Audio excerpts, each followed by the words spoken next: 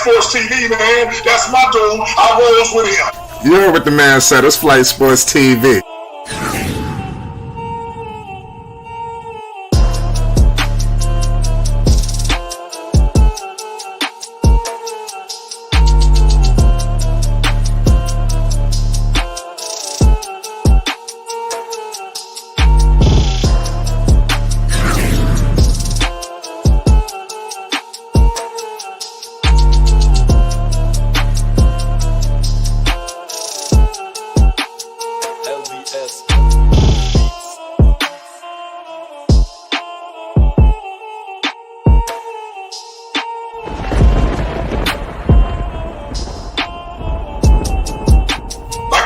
Flight Sports TV, that's where it's at. Flight Sports TV.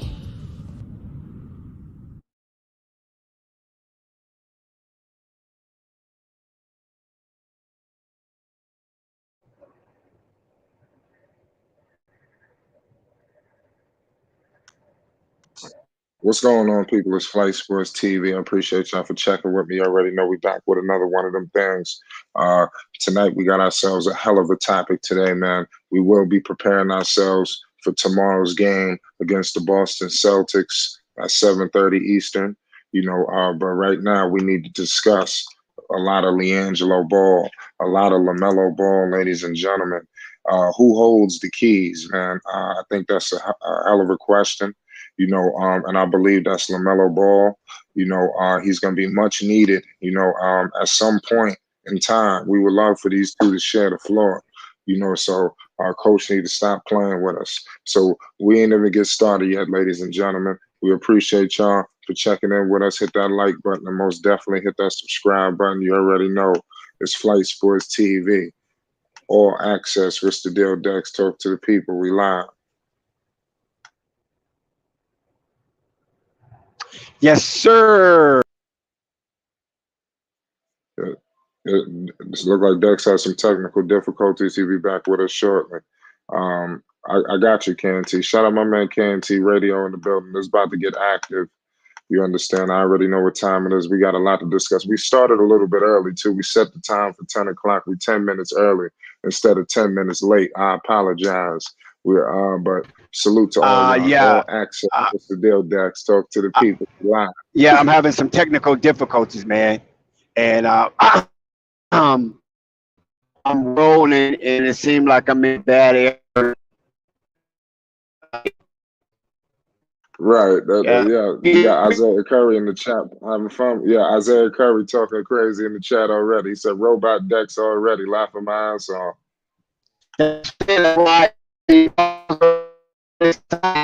But hey, what can I say? You know what I'm saying? It's just bad. Yeah, you're much better now. Because I just can't get my mic right. Right. No, it's cool. I check. See, yeah, okay. Please forgive me. I'm in a bad area right now. And hopefully it'll clear up. Two hand cut behind the head. Ready, please? Yeah. Flight Sports TV, man. That's my. Yeah. Salute to y'all, man. Dex having some technical difficulties. We just getting started, man. Listen, Liangelo Ball, man. There's a lot of situations that's happening right now with Jello. Liangelo got to eventually share that floor with Lamelo. When you got Jalen Crutcher, Dennis Smith Jr., guys like that dictating the pace and flow of the game, well, we're going to be in tremendous trouble. Yes, sir.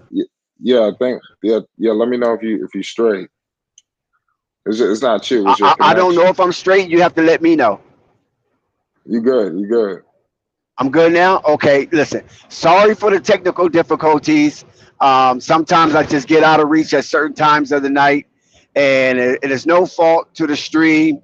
It's just the position of the moon and the sun and how AT&T wants to deal with my my device.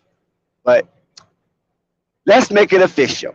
Shout out to Flight Sports TV, the machine, the voice of the voiceless, the people's champ, the hottest. Big ups to the pinnacle, to the conclave in the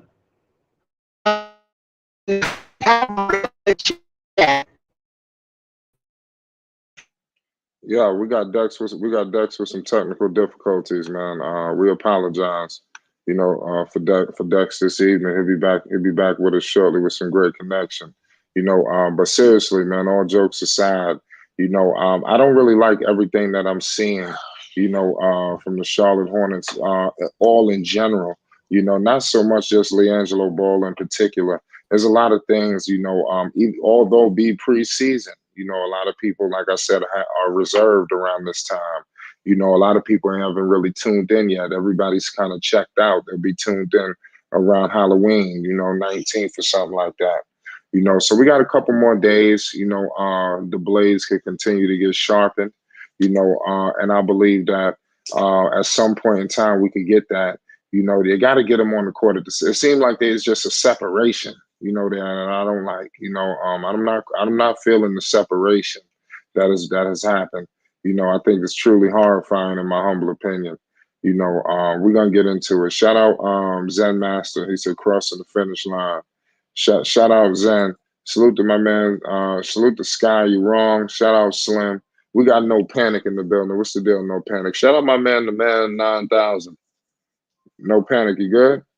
Yeah, what's up? What's good? What's your thoughts on this situation, man? Because like I stated, man, I think Lamelo Ball. I don't think I know Lamelo Ball holds the keys. He's his brother. He's the point guard of this team. But it seems to be a serious level of separation on the floor. How the hell do they get on the court at the same time, or at least to get a competent point guard in there? It's just troubling. Yeah, I mean, I wouldn't look forward to them being on the court at the same time unless something crazy happened. I think they just, I mean, wow, wasn't there Dennis Smith Jr. when he come back? I mean, he's a point guard. I mean, he probably will find Liangelo a little better, but but at the same time, Liangelo got to knock down the shots. Like he can't just, we can't just keep saying him playing with his brother because he's an NBA player now. So it's like, he just got to knock down them shots. He knocked down them shots, then he can get his way closer to playing with his brother. But if he ain't hitting, you can't do nothing with it. Yeah, I think that's definitely something to look out for. When it comes to the situation with Liangelo, because it's almost like a double-edged sword.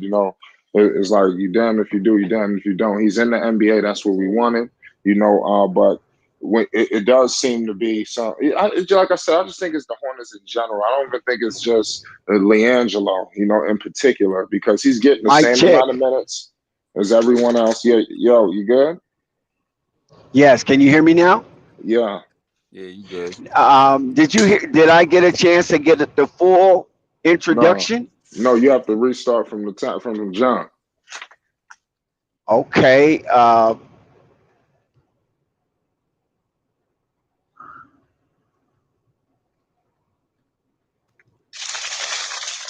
You good?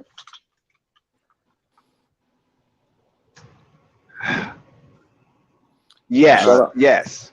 shout out, Fresh Prince of Belize in the building. Shout out to Belize. He said So he I think I'm good done. now, right? Yeah, go ahead. Okay. Yeah, that was despicable. Sorry about that flight. Um, I hate to be uncouth, untidy when I come to the stream. So forgive me, everybody out there on these flight sports block. It was just a minor technical difficulty with my connection with my carrier. Shout out to Flight Sports TV, as you all know, the motherfucking machine. Shout out to Flight for being the voice of the voiceless, and most of all, big ups to Flight for being the people's champ. Shout out to the pinnacle of the panel that will grace Flight Sports Block as the stream unfold. And shout out to the conclave and the cacophony that's coming out of the chat. It's going to be crazy. It circumference its own self, and I appreciate that. And big ups to you, everybody that's rocking with Flight Sports TV on this Thursday evening. Flight, there's a lot to unpack here. Yeah, yeah, most Flight, there definitely. is a lot to unpack here, Flight. A lot is going on in North Kakalaki. Since those two back-to-back shellackings, the Charlotte Hornets have shortened their roster, then picked up to complete and carry on with the 20-man roster with the 3 games that's left in this 5-game exhibition of the Charlotte Hornets season, which right now the Charlotte can salvage this preseason by winning their last 3 games. Not that it's so important or pertinent or if it's pivotal. We're not claiming that. But we just want the Charlotte Hornets to go into the regular season with a win on the tip of their tongue so they know what the savoring taste of victory feels like going down their tonsils. Pause. It's important because this is a new team. They somewhat in shambles. They do not have an identity. So a win or 2 wins, 3 wins may be miraculous, but 2 wins is not out of the show frame. And the Charlotte Hornets can go into the season 2-3 in preseason, 1 game under 500, and I think that it says a lot, especially Flight after receiving such a shellacking from Boston and then a below mid team, Indiana. And I'm talking about the Indiana from last season. The way they looked last night, it don't look like they too middy. It looks like Indiana could be a play-in team. But nevertheless, it's what have you done for me lately. But we can say this much. Everybody out there on these Flight Sports streets, Liangelo is on the board. Yes, Liangelo is on the board. He hit a free throw. Liangelo Ball is on the board, people. That's He what I was scored gonna his say. first point. Yep, that's He what I was scored his supposed to first say. point in the Charlotte uniform. Congratulations to Liangelo. Not much. It's not much, but he scored it on the free throw line. Did not say that. Did not say his first point should not be a three-pointer. It should either be a driving layup, dunk, or free throw. Yeah, Did not say that. Come on now, people. yep, So yeah. that I right agree. there settles him down a little bit. And I think tomorrow, Liangelo will be in a better position than he was yesterday. Now, listen, the Charlotte Hornets have cut. They have made their first cut, and it was not Liangelo. It was not Liangelo, the Charlotte Hornets' first cut. Thursday morning, which is today, the Charlotte Hornets wave forward Isaiah Watley, undrafted free agents out of UConn, him and Book Knight. Yes, UConn, prodigy. Watley spent time with the Hornets in the 2023 Summer League, and he did not get no burn. He did not get one tick, nor did he dribble the ball one time in the Summer League for the Charlotte Hornets. He did, however, record 4 rebounds in 4 minutes. Excuse me, 1 rebound in 4 minutes. Looking at his stats, 1 rebound in 4 minutes of the team preseason opener against the Boston Celtics. So by them cutting Watley, that makes the roster down to 19. That moves Liangelo up a notch. At the same time, they bring in a familiar face that have been a part of the Greensboro Swarm G League and have been a part of Charlotte Hornets Summer League, and that is Xavier Sneed. They bring him back up to the fold. Wally was on a 10-day exhibit contract, so I believe Xavier Sneed was snatched that for the time being. So that moves Liangelo up a notch. So the journey continues. We will see what Liangelo will do in game 3. What you think about that flight? They cut one. keep Liangelo still on the roster and bring back Xavier Steve. Well, I mean, it's crazy, but all that matters is that Jello is on that roster. Still, I think it opens up hopefully some more minutes. And like I said, they winding this roster down, and Jello is still remaining on the roster. That's all that matters, in my humble opinion. Now he just got to, capitalize on his opportunities. I think he just got to hit that first shot. Like I said, I agree with you. His first bucket should be outside the 3-point line if possible, because you got to go inside out, because I think if he can get a layup or something, if he could get a mid-range something, any a putback, I think that's going to open up the 3-pointer. Right now he just going straight to the 3-point line, which is cool. That's what he do. But I feel like he just need to hit that first one, and then I think it's going to be all she wrote after that. Yeah. And I've noticed that. Okay, I'm sorry, Uncle Vern. If you want to intercede, go ahead. Go ahead, Dex. Go ahead. Yes, sir, Uncle Vern. And No Panic. Shout out to No Panic that's on the panel and Uncle Vern.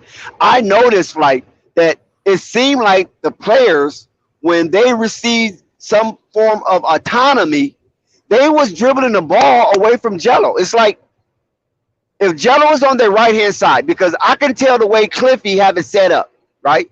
You got McGowan bringing the ball down, Jalen Crutcher, right? Bringing the ball down. And they both are right-handed players. So the strength of their dribble, the power of their dribble, the force of their dribble is to dribble right. And if Liangelo is on their strong side, which is the right side, why the hell are they going left when that's the weakest part of their dribble? I don't understand that. So Because they Cliffy, want to show that they could do both sides. Pause. nah, well, I disagree with that. Um, Cliffy, if you notice, Belize, and shout out to you, my brother. If you notice, Belize, Cliffy made a point of emphasis. If you're going to go left when Jello's on the right, well, I'm going to put Jello on the left. As soon as they put Jello on the left, it seemed like I think it was McGowan passed him the ball, but it was in a really bad spot. So I don't know if that was begrudging or not. But he passed Jello the ball, and he was crowded. Jello put up the fake. He pump faked the three. Dude went up in the air. He drives around the dude. Somehow Jello get tripped up, and they call a foul, and that's how he gets his 2 free throws, and he was 50% at the line. And the second Oh. free throw, guys, they did spin around and was Yeah, like yeah, one of spin those around. flukes. Yeah. It was one of those flukes. But you understand where I'm coming from? It seemed like when the team is given their own autonomy to call out their plays, they're going away from Jello. Even Bryce McGowan is doing this, and I'm starting not to like this situation because we seen that AB the hero was there live, and the crowd was saying, "We want Jello, we want Jello," and Jello is the undrafted free agent on a non-guaranteed contract, and some of these other players are drafted and under guaranteed contracts, but the crowd is shouting what they want. It's almost like they're going against the emperor when the Romans start asking for or cheering for the underdog. And that's what I'm seeing. If anybody's seeing something different, please let me know. No, I'm saying that too. Dex, because I'm thinking, look here. It seems like it'd be right the way things are going for the Hornets right now. It seems like it'd be wise for them to start tanking. But I would say no, they wouldn't start tanking. What they would do was start sitting up there and try to get a team that could run. You understand me? And try to pertain with the NBA. But at the rate they going right now, they won't be able to pertain with the NBA, whether they got Jello or not. You understand me? They between the Good rock point. to a certain extent. It looked to me they were between a rock and a hard place because of their situation. So they're going to struggle. So all they have to do is make a decision. What are they going to keep? What are they going to get rid of? And really, it don't make too much of a difference what they keep and get rid of because it's almost all on the same talent anyway when it comes to the back court. My And thing ain't is nothing in the front court. not to cut you, Uncle Vern. Go Good ahead. take, right? Good take, right? But what I wanted to say too, from what my observation of it is, it's 48 minutes in the game, right? Meaning 12 minutes each quarter. So I don't see why they have to wait until the last 5 minutes to let Jello play.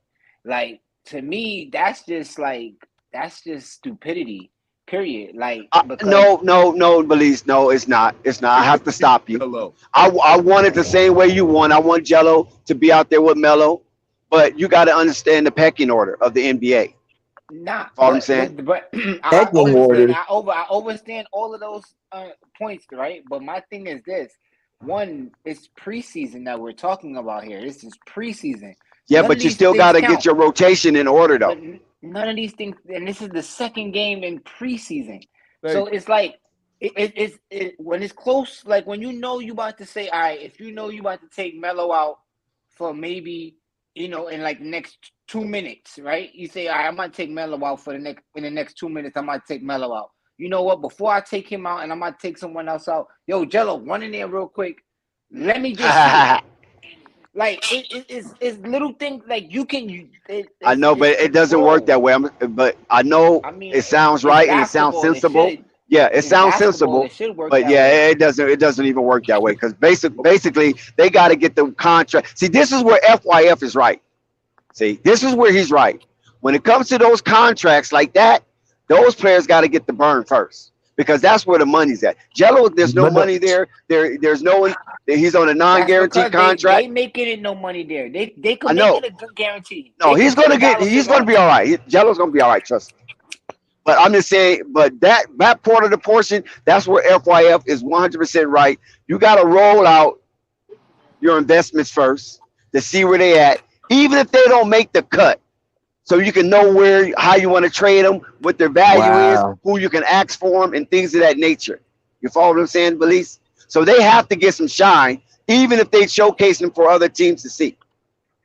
And when you get into the league, get to the first season of the game, you don't want to wait till the season start to where you trying to figure out who plays with who, what lineups you want to run against, what team. Like they trying to figure out what they got now. And that's Right. I one feel thing for like that's what you do everybody. at practice. No, that's not what you're doing in practice because practice you're going against your own teammates and you ain't going 100%. And you don't understand on practice, y'all understand what y'all doing offensively and defensively because y'all practicing the same thing. So y'all know what to look for. So it's harder to gauge what each player or which sequence, which players work in each sequence. But if you're a Jello fan, even if you're a diehard Jello fan, the thing you got to hold in your head is at the very least he should start inside the G League. So if he gonna have plenty of That's time not. to prove what he can do. I ain't saying that he is going to the G League. I don't really know. What I saying is if he already If on he the go, roster, right? yeah, if he already competing for a roster spot right now, at the very Yeah. least Oh, he he gonna moved be up on the getting depth major charts. minutes. That's Yeah, official. He yeah. moved up. So it's like ain't really no reason to get upset about his minutes now because like I'm pretty sure he know like oh I might not be getting no minutes in the league right now, but shit as soon as G League season start, either I 6 man off the bench or I starting. So if I truly is an NBA player, they gonna see me work. That's They gonna fair. work me That's into the fair. offense. And that to me is more the Y'all sound realistic part. delusional. Hold on. I Delusional. feel like the realistic part is right is that he do get a two-way Is that contract and FYF? he starts Nope. on Y'all Who's the sound that? G League team. delusional. It's Quez, man. Y'all sound delusional. over That's here. Hey, over Yeah, Craig. it's Quez. It's over here. Quez. It's the former Nick fan. It's the former Nick fan. Oh, we don't really care what Quez be talking about. Oh, that's Go Go ahead. ahead, What you were Marquise. Quez. saying? That's Marquez. Marquez, He yeah, said Quez. I Marquez. think he said Craig. Yeah, I know you said Craig too. So the thing of it is this. So the thing of it is this, Belize. I understand that Dang, she messing up may again. be the case when you're dealing with politics and you're dealing with structure, financial structure. So that's why I say Jello's okay. Because if you listen to what Cliffy said prior to that second game, Cliffy was talking about hustle, playing hard, get down the course, get in your spots, don't discombobulate the offense, play within the frame of your athleticism, and just let the ties roll. Cliffy wasn't worried about too much of the score per se because in preseason, like you ain't got to worry about the score. What you want to see is people giving a valid effort. He wanted to see people leaving their sweat equity out there on the floor. So when the real season starts and when all the marbles are thrown out, he can trust you in critical situations. And one thing that I noticed that he talked up on everything that Liangelo do right. That's why I say, you know what? I see the writing on the wall. You understand what I'm saying? Yeah. So He gonna be there for the if long you, haul. I get that yeah, part. I uh huh, want to ask something okay, off record though. I want to know how y'all think he feels when he be in the crowd and he's on the bench, right? And the whole stadium is screaming, "We want Jello," and he's just on the bench and can't get on. Do you feel like he be like a that dream come true, motivates him? Frustrating. Do you feel like a he, you dream know what I come mean? true. All right, that's what I be taking too. It's a Cause dream come even true. like when you It's see almost like the Lamelo Rudy laughing, story. Hey, like when you looking at Lamelo, you see him like laughing, like yeah, bro, like we did this shit, bro, like we got like, you know what I mean? You could just see it, like yeah, like they want him, and you know what I mean. And the and people, you got to give the you know people what what I they want. compare, you know what I compare it to? I compare it to when you were in grade school and high school and stuff like that, and your parents come see you play, and then if you kind of Yeah, good and stuff, and then they come to see you, the more of them come see you, and then you operate and you do good under all that pressure. You understand me? When it's meant for you to do what it is for you to do, you do good, and then you be recognized for it too. So I see that you carrying it from a young age all the way to an older age, which ain't no problem because all of them do the same thing. So I don't Yeah, they see Mm. do. yeah. this. But Every remember, this is not new to Jello though, thank you. Nah, because yeah, they of were course screaming not. his name in the Yeah, of summer course, league. of course, of They Well, course, of screamed his course. I name in was, the G hey, League, Dex, I was but one of Dex, them. I first was time one hey, of they them. screamed Dex, his name in the Dex, NBA. hold on, Dex, let me say this right there. See, Dex, how bad you corrected me. I'm not correcting me, how bad you cut me off because you be telling it better than I do. But I can tell it too, Dex. Yes, sir. Dex, tell him, Dex. Tell him, you heard? Tell him, Dex. But you understand? No, but I Dex. felt what Uncle Vern was saying when it says felt like your parents watching you, because I remember when my dad came to one of my little league games for the first time. Even though I didn't, I struck out. I struck even. I was a good player now, but I struck out because I was trying to do a little too much to impress him, and I kind of got out of my comfort zone. But this is something Jello is familiar with. Yep. Been The there, done crowd that. cheering his name, Been But I there, could, done I the that. could see, I could announcers see, I giving could him see. the, That's the why he focus of probably missed that interest. shot. I could see that's probably why he missed that shot though, because he wanted that shot so bad, bro. I know he wanted it, cause man, the internet would have went crazy. The way everything was just formed for him to go, like yo, woo, woo, woo. I would have been nice at And, the end of What the is his game, name? Did he? What was huh? and, that? and, and then what I was going to also say, see, those are makers of what you call with Melo, that's an all-star. With Lonzo, an all-star on the making. With Jello, Yeah, boy, I'm just tell you, ain't those heights where he could go shoot the yeah, threes bro. with all that confidence, familiarity.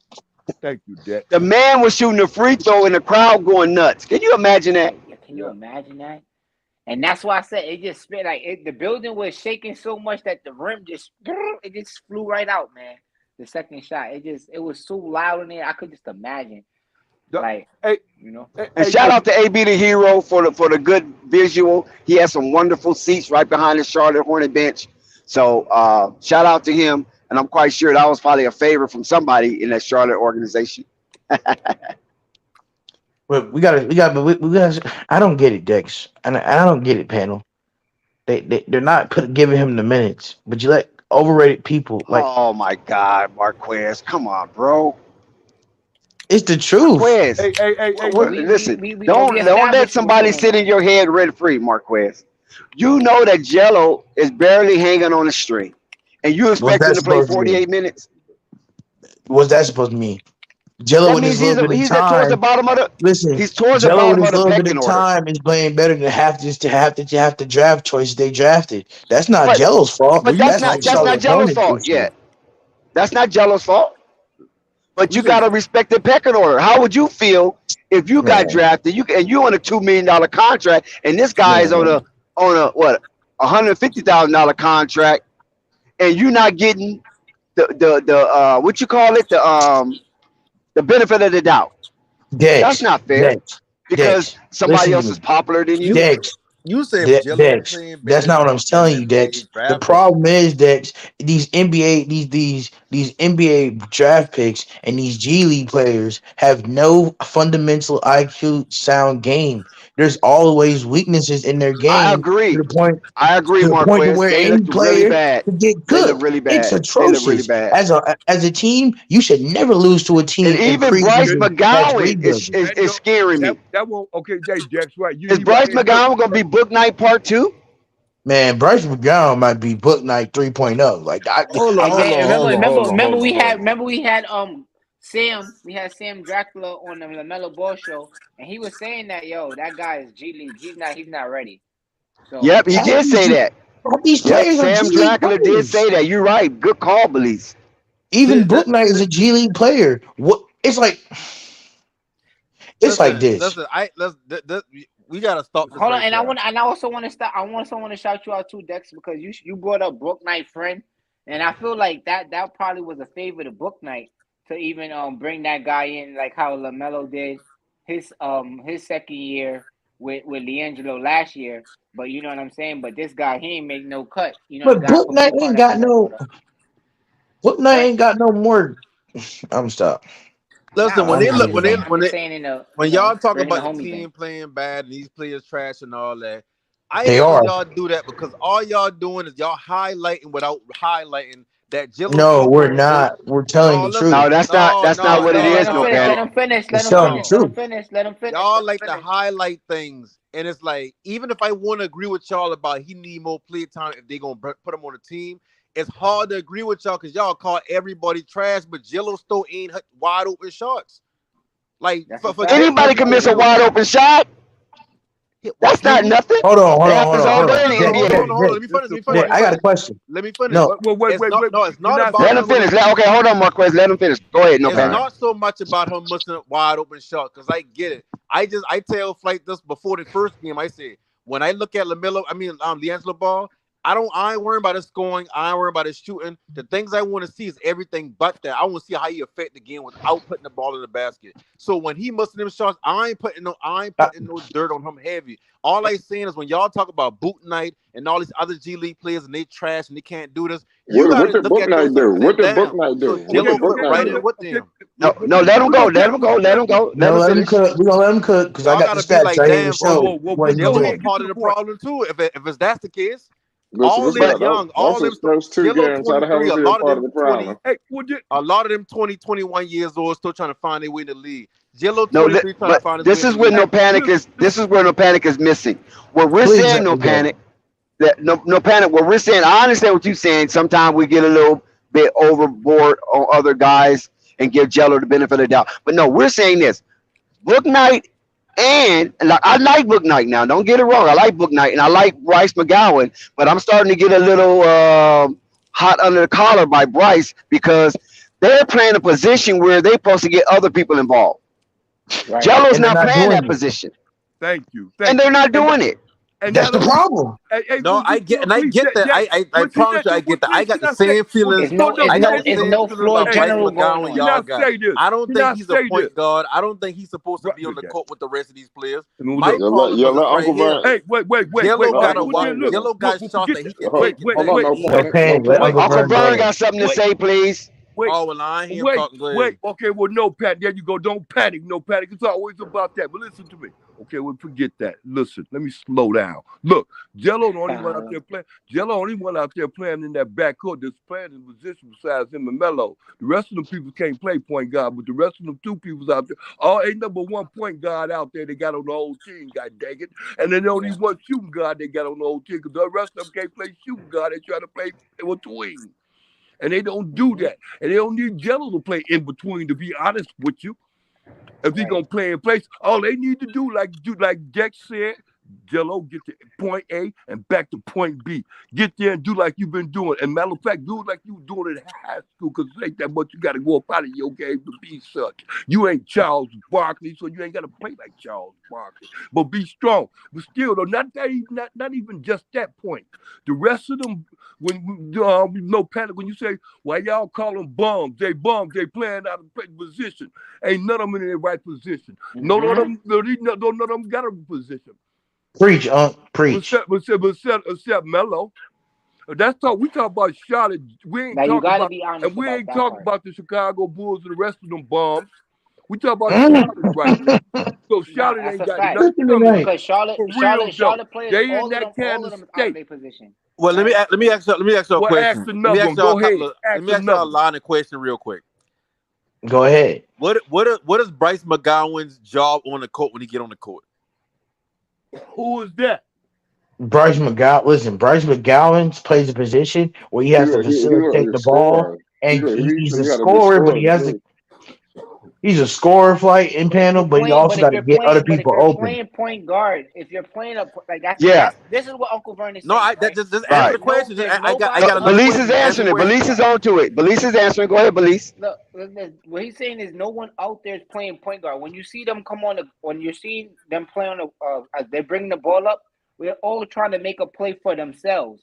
They're not trying to like really facilitate and make a play for the whole team or anything like that. So that's why it's like you see scrambling and you're seeing like bad basketball. To be honest, you're like Thank that's you. what we're seeing, bad So basketball because so no one's playing a position. in Bryce McGowan's limited time on the court, he is failing to facilitate the balls. What you're saying, right? Yes. It's a Okay. part of his Okay. job. If you Wait, want to wait, be on wait. the Hold on, NBA hold on one roster, second. Hold on one second. Wait. I see what this guy doing. See, this what I'm saying. This is that slick tongue. But Dex, let Africa. me finish. Listen, Let me hold finish, on. Dex. If you Don't can't, play then us cool. But dumb. let me finish. Don't try to listen. Don't back out of this. No, I just asked the Don't question. If play y'all us answer it dumb. the way y'all No want to answer, panic. that's cool. I know we African Americans and we living under the tutelage and oppression of the Now Now American you I got can you. government, deflect. I could but hold don't it. I play could us hold it dumb. down. We could hold Now it you down. Do We deflect. could hold it not down. play us dumb. Don't talk right? about with Bryce McGowan limited minutes. You ain't saying that with nobody else. Everybody got No, limited because you minutes. ain't letting me finish, Lamelo, Dex. Dex, you I ain't don't letting me care finish. because I know where you're going. Obviously, I know no, the you stopping rendezvous me. point. You don't want me to say it because Bryce and Cool can be. McGowan, listen, Go ahead. I'm finished. I'm finished. I Listen, can't just answer the hold right on. question, but I Bryce mean, go ahead. McGowan, we're not stupid as you think we are. I don't care I what don't the think y'all post stupid. clippings say about black Americans. Bryce McGowan was out there in the PG position. It was obvious because when they tucked the ball out, they gave it to him. He brought it up to half court every single time. And Agreed. he started going between his legs, start doing his juke, and then he goes to make a ISO play. That's a Agreed. fact. Agreed. That's the only thing we're saying. We're not knocking him from his play because we saw him in the summer league, and I No, think he's a real deal. see that's why I said Dex. You don't know why we going at with it. So where were you going with it? Go So ahead. my next question is right here, and we agree that in Bryce McGowan was limited time on the court. His job was to facilitate, and he wasn't doing that well, right? Correct. So okay, well, Liangelo, what is Liangelo's job on the court offensively?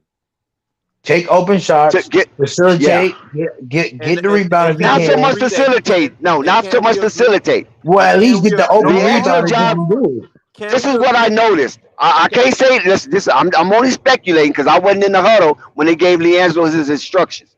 But so what it can looks so like, the way can we agree that Liangelo he is got doing, limited minutes? Hey, don't let him kill Dex. Can you hear me? Nah, And Dex, Hey, Dex, no, he's look trying at to look use at Dex, semantics. don't let listen. don't let him kill. I'm no letting him no hold on try to. Vern, hold on Vern. Let me finish this out. Let me finish this out.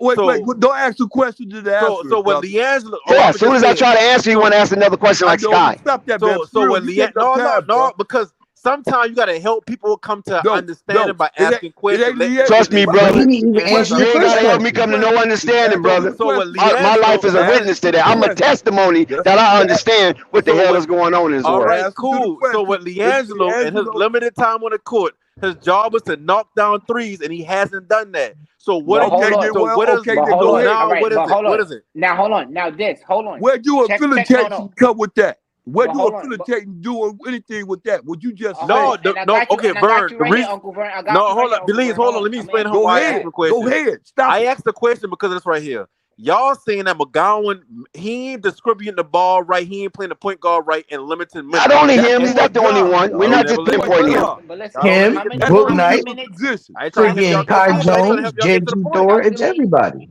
So with Calculate his minutes. Liangelo, his job is Calculate to his shoot minutes and and knock down Liangelo minutes. threes. He's Even a Hold if on. he shooting getting limited guard. Calculate. Yes. minutes, he Calculate the still minutes. getting he still Calculate get the off minutes. 4 shots in 2 games and missed all 4 of them. Oh So when boy, y'all He he call ain't him hit started limited early. minutes all. What? trash, Well, you he can got to come take back Three of in that them there into was and in got one to hit account. game, all and five of them. three of them was in one game.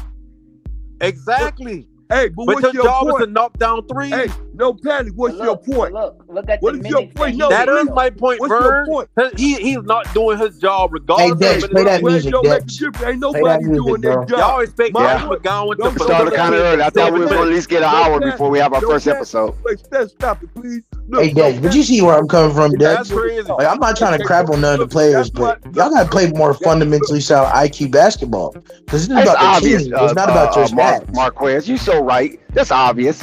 You know, no panic want to come and be a filibuster. Right, it's so obvious. I'm only saying that this team as a roster cannot All play no team panic has to basketball say is good that enough. the basketball we're watching is It's almost atrocious. parallel to the Greensboro Swarm. When that third and fourth team comes in, But there's Dex, no you missing the cohesiveness. point. Dex, you missing the point.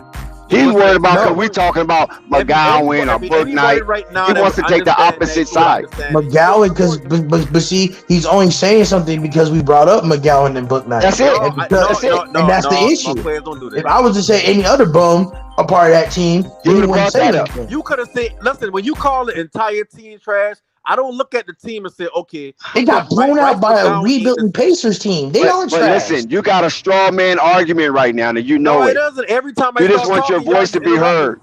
Everybody, this is no panic, no time I start panic, no talking, y'all panic, interrupt no panic, no panic. Okay, That's crazy. you're famous now.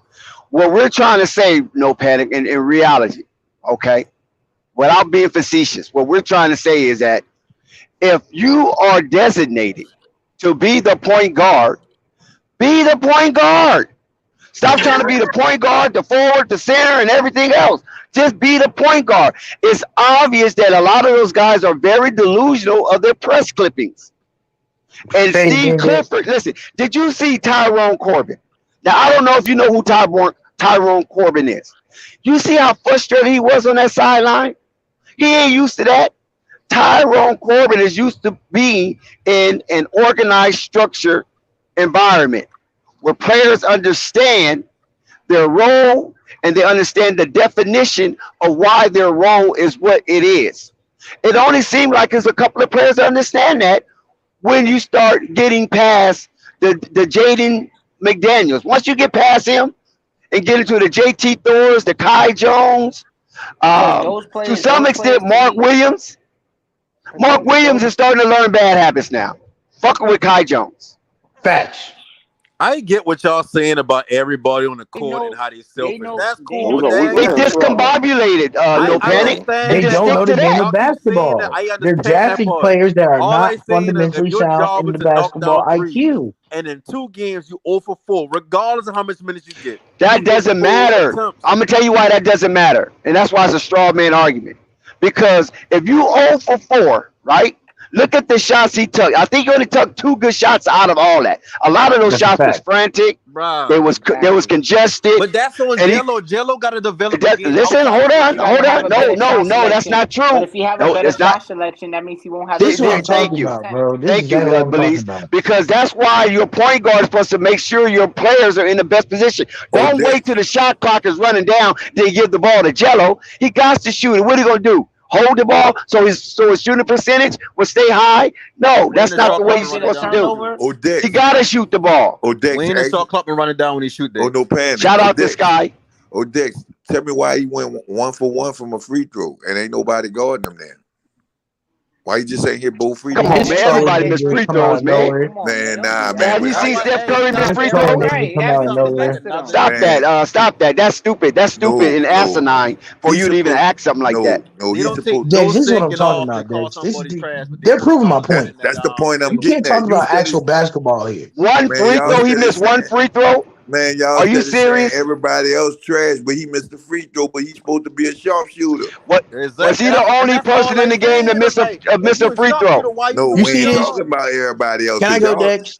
Dex, can I go, please? Have you ever seen man, Stephen Curry miss a free throw? Trash, man. Stop it. Have you ever seen Kevin Durant miss a free throw? Stop it. 90%. Have you ever seen Patty Mills miss a free throw?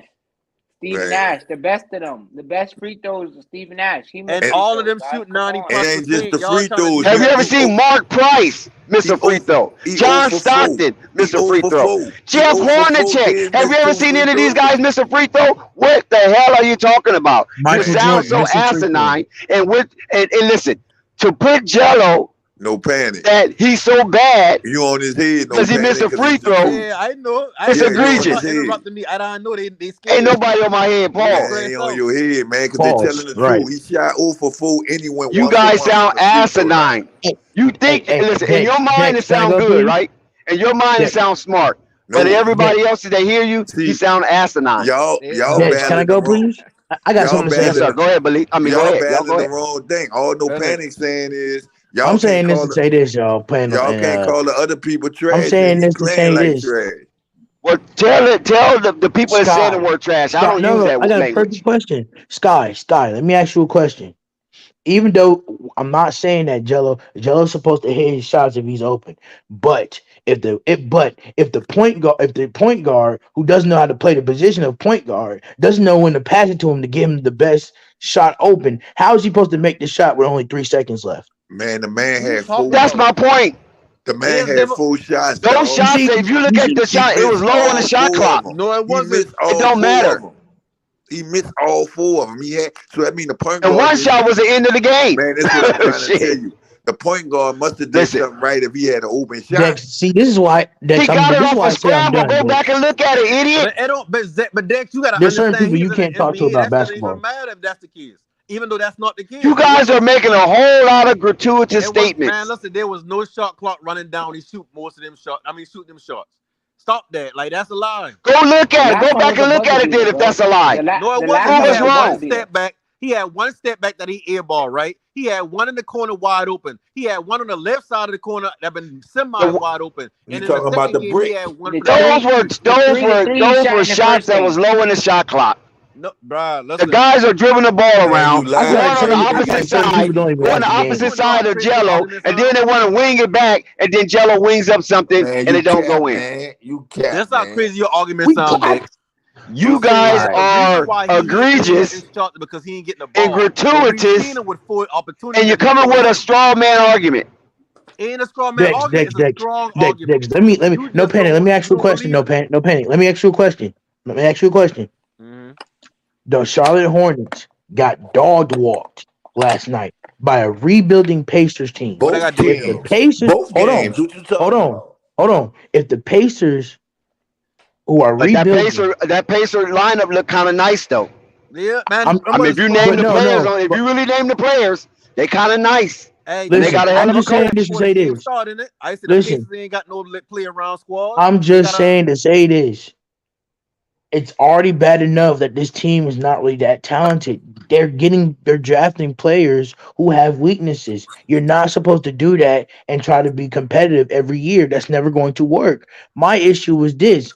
My problem was as soon as I called out book night, they tried to make it a book night and Jello conversation. That's not the issue. My issue is you got G League players who want to play in the league, but they're so selfish. They're forgetting about everything else, and you blame Jello for missing his shots when he has to deal with Kai Jones and Book Knight, who barely know the IQ of the game of But what I basketball. got to I do just with him hope that shooting the don't rub ball, off on Marquez? Mark Williams, man. That's all I'm saying. Marquez, what I got to do Listen, with him shooting the ball? all Sky. Listen. Sky is just a human body with a bunch of hot air in it. Because all he wants to do is rag on Lonzo and Jello. That's it. That's all his aim is, and rag on the Bulls because Lonzo's on the Bulls. That's it. So you Listen, don't even really pay attention to Sky. I But know about no all that, panic. Dex. All I that know. shit I ain't didn't say important. you. I didn't say you. I said No, Sky. I know, I I, know. I just saying my argument. My argument is just solely this right here. Y'all will have everything to say about everybody on the team. Whether y'all saying Bamba, no, don't say y'all where because me say everybody y'all, except you for Dex. including me. Everybody except for Right. Dex got so much to say about the team around him. You can't use he ain't getting the ball as an excuse if he had 4 chances to shoot the ball. He's not getting it. But You he mean had 4 chances. What you talking if you about? watch Actually, at it's five. I would Actually, at five. 5. I would understand if he never got the ball in 2 games. Then y'all argument will make way more sense. you But he see got Dex, the this is ball what in happens when you opportunities. take And this everything you ain't me see as trying to literal. trash him. Because if you see the But tape, you'll that's why I'm realize saying no panic that is giving a straw man argument because no panic. We only I'm not gonna saying that argue with we you. want to see fluidity with the offense, no matter what five is on the floor. That's all we saying. How you gonna see fluidity with Lamelo to a certain extent? And Lamelo is showing great leadership. I might add. We need to congratulate that. Lamelo had points, dunks that he gave up to a teammate to show his appreciation for the teammate hustle. That's what you do as a leader and as a point guard. Magic Johnson was an epitome and exemplary of that aspect. Could have the layup all by himself, but he chose to give it to a teammate and celebrate with the teammate scoring that bucket. I Now, Magic on agree. the I now average I agree. this. say, I Magic on say, the average I that. say, Mavericks didn't have I no say. mindset of no Darion Fox. No, Magic but I'm was a saying, sharer. Magic was a ultimate facilitator. And now you see Lamelo doing the same thing, even though the team's getting blown out. Lamelo's not in there to stat pad. You understand what I'm saying? He's showing great leadership. Now he's learning to be consistent in that leadership, and he's also learning to be focused with his leadership. And we're going to Right. see that. We're going to see that pan out, and we're going to see the results of that because Lamelo will definitely be rewarded for his leadership in the preseason when it comes to real season. And the players is going to go through a brick wall for Lamelo. Watch and see. Those type of players right there make you a hero. And and that's that's I'm what just that's would and saying that's where that and that's where I'm most testifying on.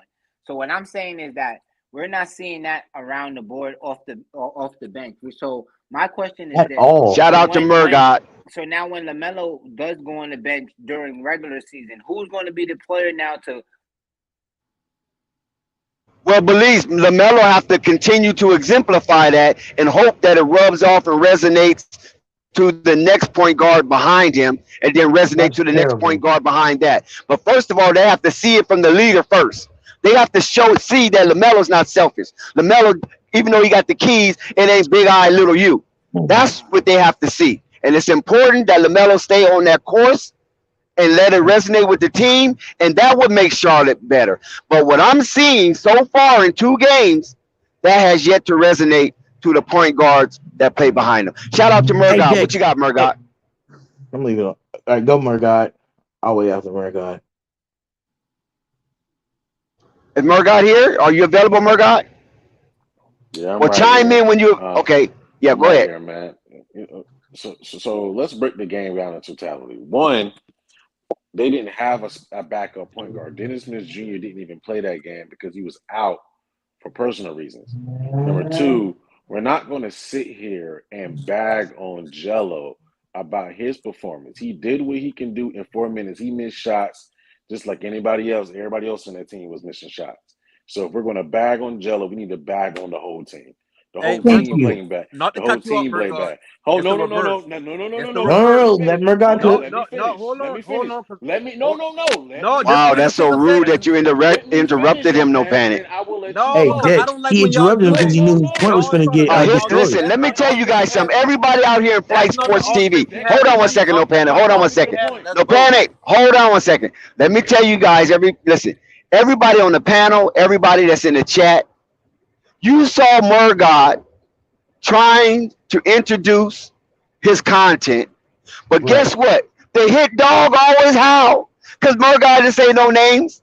But guess who tried to interrupt him to defend themselves? No Go ahead, panic. Murgod. That's not the argument we have in Murgard. Anyway, let me finish my point. You know, the whole team played bad. Now I get it. Jello had opportunities. Should he hit them? Absolutely. They just didn't fall that night. So be it. Exactly. It happens.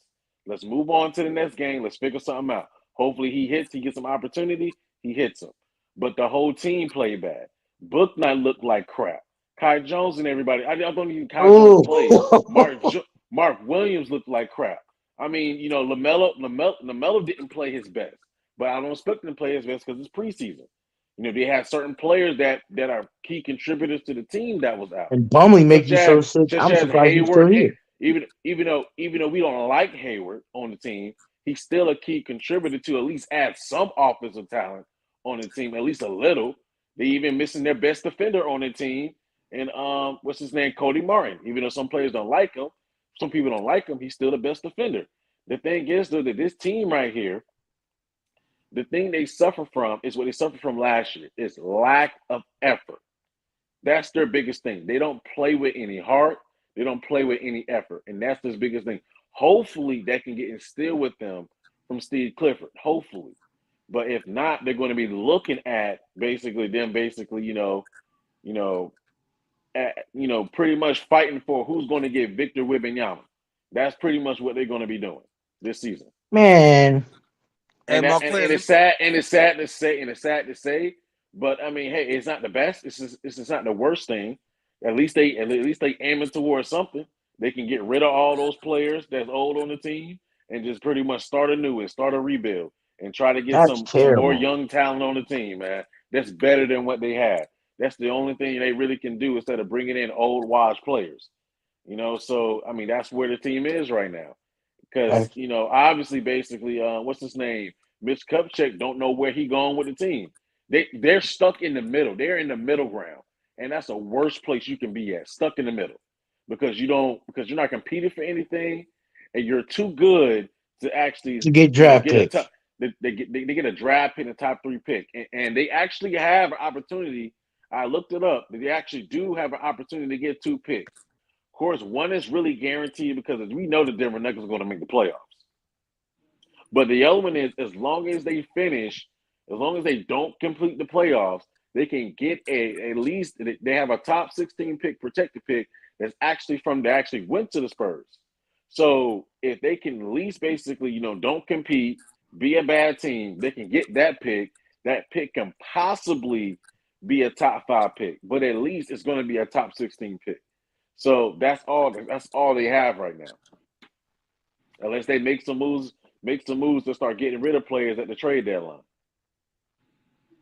all right. So let me say this: whenever somebody new coming here, Dex, you gotta reset the room to let people know that what the conversation about. Murray, the conversation ain't been about us bashing us bashing Jello and then not bashing the team.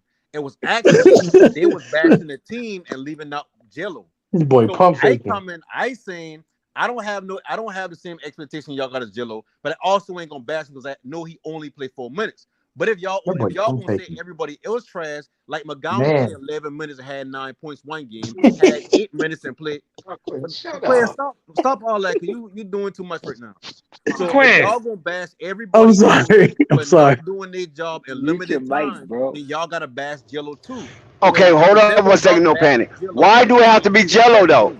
But why do it have to be Jello? Why couldn't be another but see, player on the team? but Dex, you just did what you say I can do. You That's never why got you with being me a the whole stickler. time. See, you being a stickler because No, you You I low know key if being a we talk nitpicker. if Man, we talk about everybody somebody played else's bad, performance, Dex, including exactly. Jello. If we right, but what I'm Including saying is Jello. that I know, but right? Murgot, this I is what I'm know. saying though. Listen, hold on. Let me say what I'm gonna say. Let me give you a psychological examination. But see, what Dex, If you do this we if all the we time, if bro. we go against a player on a team, Sky and no panic is gonna go straight to Lonzo, gonna go straight to Lamelo, and gonna go straight to Jello when it comes to us.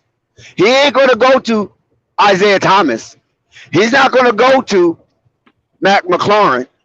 He's gonna go to Jello, Lamelo, or Lonzo. And when you see that type of pattern, then you know that it's not even against Jello. They're doing it to get under our skin because they know that those are trigger names that will, I mean, those are gaslighting us who are supporting of those two. Dex, Because the whenever Charlotte you Hornet start got talking listen, you make me Charlotte sound Hornet got stupid. 20 players on their team. Why do you point out Jello? You I'm know just why? asking you. And can I answer the question when you ask it? Can I answer the question? Of course, I'm asking you a question. Why do The, you point out Jello? the Or on the Bulls, why you okay, I'm point about out to answer. Lonzo? I'm about to answer. The reason why Jello was pointed out because the conversation when I first jumped on, Flight asked me what can they do to where they can separate the gap to where Jello can play with Lamelo, and I said I don't think we need to depend on Jello having to play with Lamelo. He just needed to knock down shots. Now what Marquez and Belize's been talking about, they've been saying that Jello playing with all these trash players. My response was you can't keep That's saying not what we you said though. You're getting misconstrued. stop, because nobody paying you no attention.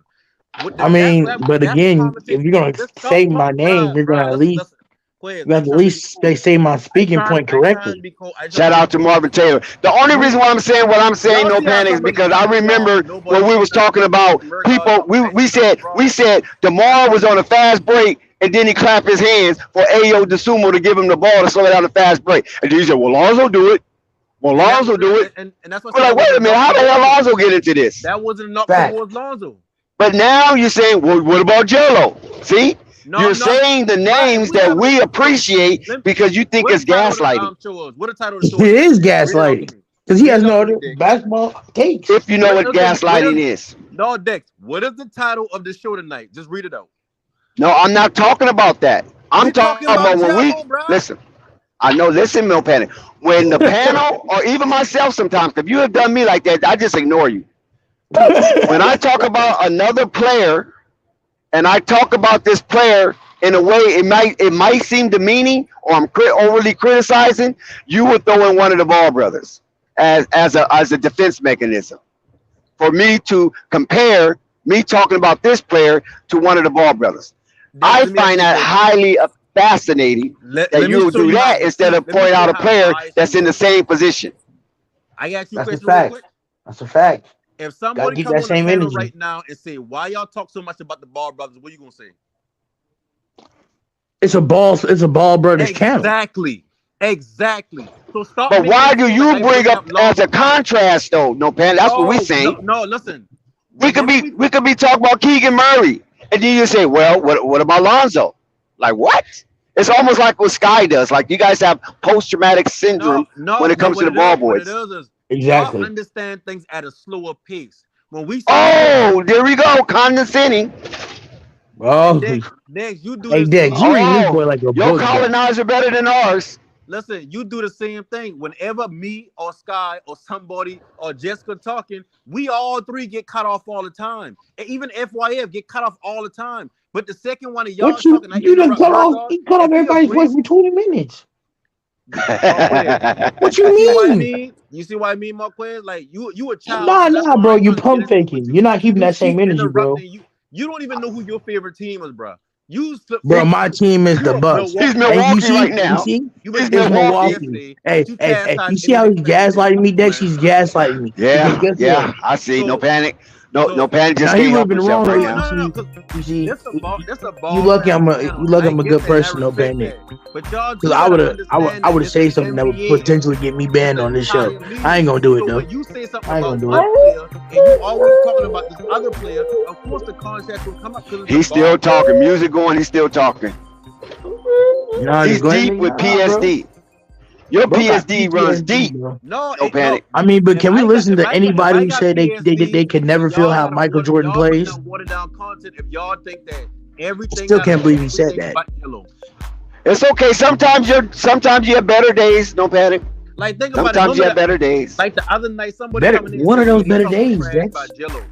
Y'all He automatically had a good calling day him the a other hater. day. You know, The Panic person was come dropping back and say, bombs the "No, other no, day. he ain't been hating." Yeah, he And was. y'all I'll said, give "Oh, him they that. I'll probably give him is that. hating." But I knew it wouldn't last long. I knew it wouldn't last long. All right, here we go with the episodes again. So Murgot, do you have any more to say, Murgot? Because you was saying some good stuff, And he and you was was cut rudely off. interrupted by No Panic, and No Panic just want to fight with everybody. Facts. Is Murgot still here, or did No Panic run him off the panel? Yep, Murdoch. Dex, you see what you do? No panic. You're running people off the panel now. Well, we got Marquez, Marvin. Shout out to Marvin. Marquez, I ain't telling you this a Perspective from the long other time. side. Hey, Marvin's perspective. What's up, You my spent an boys? entire 6 hours getting roasted because you thought Michael Jordan had Man, no preseason. panic. Just stop it. You won't. Marvin, You are you can never available? touch my. Well, You listen, can never check this touch out. my We got debate more talking Charlotte news. Hold basketball. on one second. Hold on one second. Hold on one second. Let's bring some decorum back to the panel.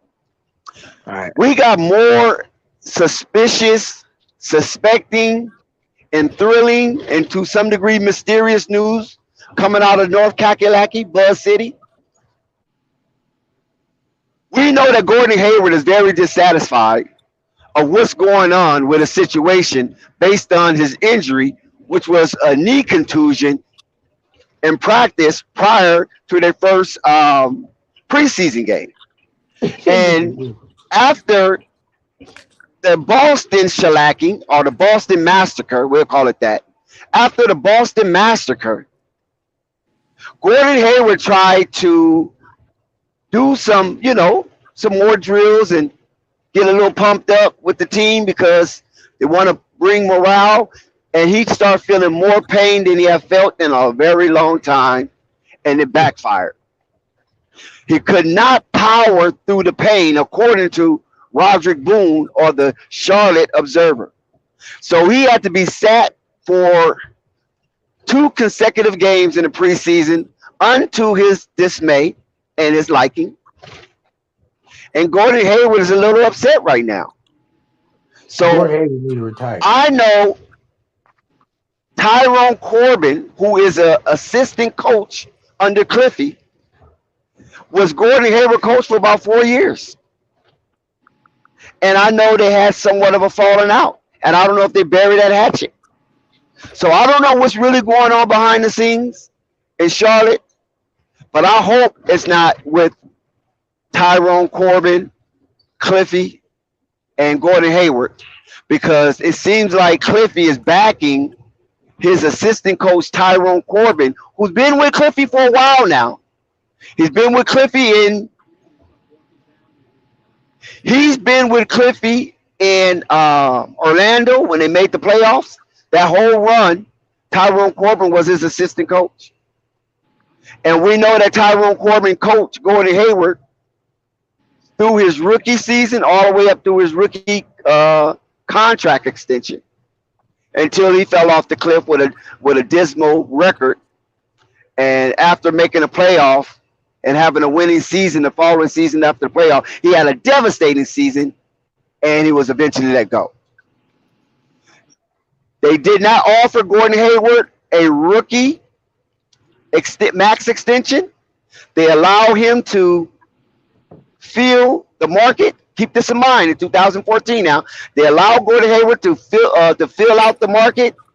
Charlotte Hornet, even though they was a dark horse in acquiring Gordon Hayward, the odds-on favorite was Boston to be up there and be remarried with this coach from college at Butler, Brad Stevens. The freaking Utah Jazz matched the Charlotte Hornets offer, and Gordon Hayward was returned to the Utah Jazz, maybe to his dismay.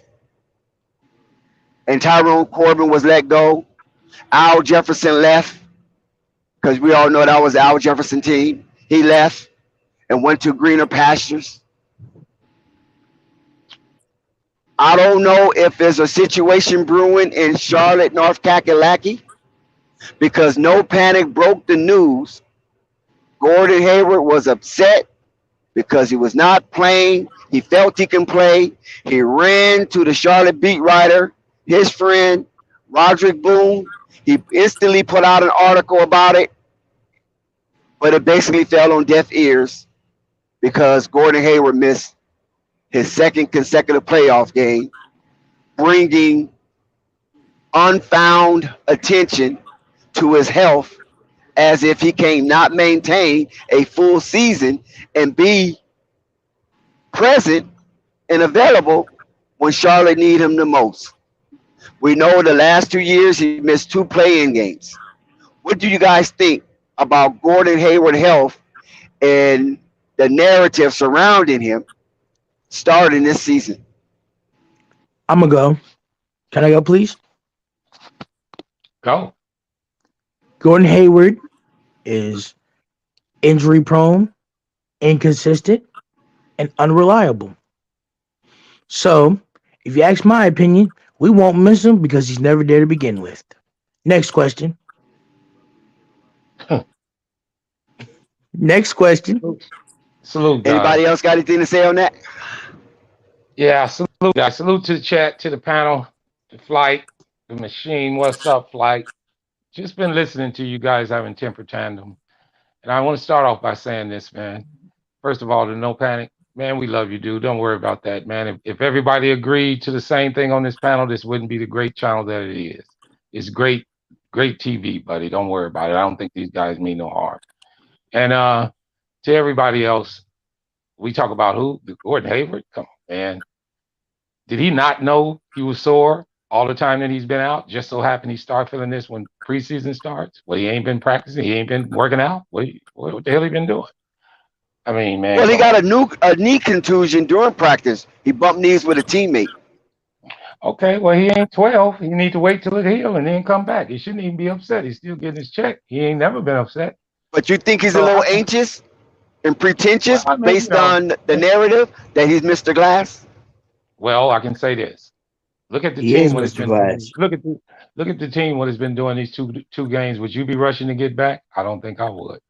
So I don't think that's the case. I just think that it's the fact Hold that on, Margaret. Hold on, Margaret. he Hold on, wants to Margaret. play. Are you telling He me just he? wants to play. Hmm? I'm leaving it alone. Yeah, yeah. I just think he just wants to play. I mean, he's got to say something. He's got to give indication that he wants to get out there and try. Most people are really going to get on him. I'm not saying it's a false injury or anything like that. But if he is banged up, as well as every other player in the NBA who constantly getting banged, stays kind of banged up, and I'll make sure I make that known to everybody. That's the label you get on yourself. If you're not out there, your best availability is your availability. We all know that. So, but it is a case where he needs to. He probably feels a little anxious to get out there. I mean, but I mean it seriously when I say, is it real inviting? Is it something that looks exciting? Is it something that's going to raise the bar for him? Or maybe he's thinking he can get out there and look a lot better than everybody else and get a good contract or something. I don't know. But with that being said, he's not playing. I wouldn't say that. I mean, because I haven't read anything. I don't read much up on Charlotte anyway. But do we all believe that he's really, really upset the way he's been in the last couple of years? He could be. But if it is, so what? We've been upset about his contract forever. So I just say just play it through, see see what happens, and let it roll. Maybe Gordon Hayward is trying to fight his insecurities when it comes to his health. Maybe he's trying to fight self doubt because a lot of times your mind can play tricks on you when you keep getting these nagging injuries at inopportune times. Well, and being the age he is doesn't help the matter either. Come on, you know. Who's to say he's not looking for another contract? You can't get a contract. Which was so baffling to me. That young player on the Charlotte Hornets took their personal time off, who's fighting for the two-way deal with Jello. It's just not a good. This is not a good timing move. And I'm referring to Smith Jr. I don't know exactly what he was going through, but this is a Yeah, time that where was he's a fighting for personal a reason contract. thing. So that's why I never even spoke on it because it's personal reasons. It didn't have nothing to do with Yeah, basketball. So I'm not going to speak on it. You just never know. It could be a death in yeah, the family. You just, so I'm yeah. not going to These even bring so his many name up. things. Yeah. But I can tell you this: the Charlotte Hornets have adjusted their roster. They got it down to 19. Liangelo moved up in the depth chart. Then they went back and regurgitated. They went back and regurgitated their own vomit, picking up Xavier Sneed. So What? we're gonna see how that's gonna happen. Yes, they cut Iron Wat. I mean, they cut Watley and went back and picked up Xavier Sneed, Didn't both of someone those they guys left average? off the training camp invite. Didn't both of those guys average 25 points a game in the NBA last year? Hell no. I don't even know No, neither one of them. Who gives a damn?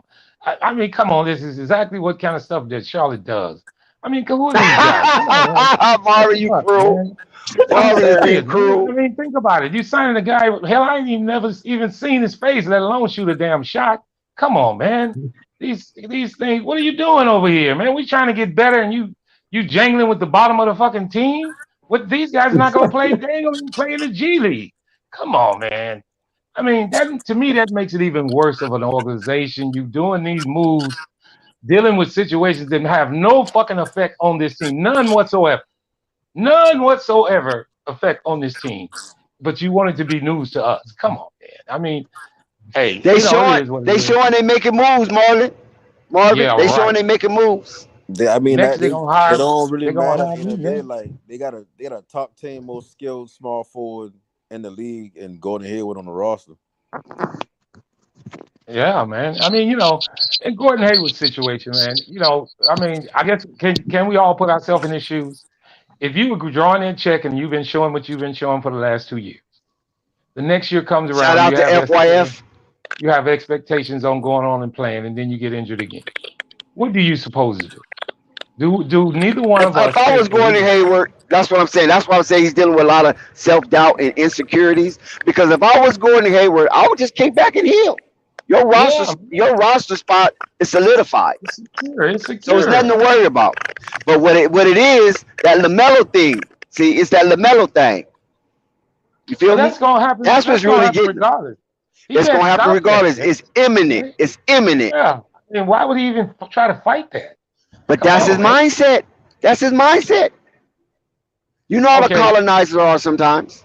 And what kind of fight is he putting up? Where's his starting point? That he's injured and mad that he can't play? Does that make any damn sense? Hell no. Shit. Gordon Hayward is Gordon Hayward.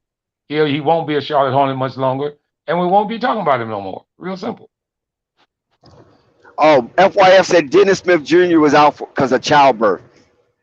Oh, okay. So he's bringing the seed into the world. So he took Yeah. a day off. Yeah, and he's entitled to that. My apologies.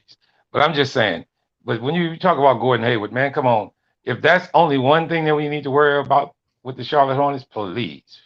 Shit. But I can tell you this. Should he feel good the way they've been playing since he hasn't been there? You probably feel he is the best player on the Yeah, I damn know, team. huh? Yep. He probably looking up in the air whistling Dixie. Yeah, think about it. You got a team playing like that, and man, if I was out there, I know we'd be a lot better. You got a right to say And that. they would, but they would though. I mean, honestly, if he was out there, they would be a lot better. If Cody Martin was out there, they would be a lot better. Because one thing about Cody Martin, he's a cold crash dummy, and he's a Hall of Famer at it. And that's And I'll what the tell you Charlotte something Hornet else. needs, because the Charlotte Hornet, they are wuss, man. They are I'll tell you softer than something. wet cotton. I'll tell you something else who should, I mean, hopefully he pulls through all this situation, and that's Miles Bridges. He's a glaring hole on his team. A glaring, Well, gigantic. Miles Bridges' contract expired, so that's done. But you see how the team plays without him. So how Oh, valuable is no he to doubt. this team? Yeah, how Miles valuable Bridges is is a lion. yes, So I mean, he means so much to this team. He takes it up a whole nother level. Because if Melo is struggling, or Kelly is struggling, or one of the other guys is struggling, you half the time you could always fall back on him on an alley oop or something. Right, and He even does. if they're not struggling, right? Say for instance, if they're not struggling, Miles Bridges is gonna get his anyway because he's a Yeah, brute. You follow what I'm yeah, saying? Miles Bridges is a professional brute, so he's gonna grind. He's gonna get to the free throw. He's gonna do something to put the ball in the basket, and that encourages the other guys like the Lamelos and the Gordon Haywards and the PJ Washingtons to get a little more hype. You know what I'm saying? But they don't have that meanness. Nobody on that team has a mean streak. I know Lamelo is psychotic, but he's a different type of psychotic. He got to get going first before he becomes immune to pain and pressure. But right out the box, it seemed like Lamelo don't want nobody to touch him. yeah. Nobody, But don't foul me. Don't get too close to me. and Miles Bridges excites the excitement for the team. He gets out. He gets those spectacular plays. He changes the scenery. He changes the floor for the Charlotte Hornets. He's a No doubt. he's a glaring hole to this organization, which plays in his favor, as I might say, guys, because this shows Charlotte how much he really means to that team. Now, what he's going through, that's another issue. But on any team, I think Miles But Bridges will Miles is play not well. walking down that corridor no time soon. So they're gonna have to Well, make an adjustment. And I'm telling you, they need to eat their spinach. They need to be like Popeye, because these guys are out here playing like weenies. I'm going pause. I'm just being honest.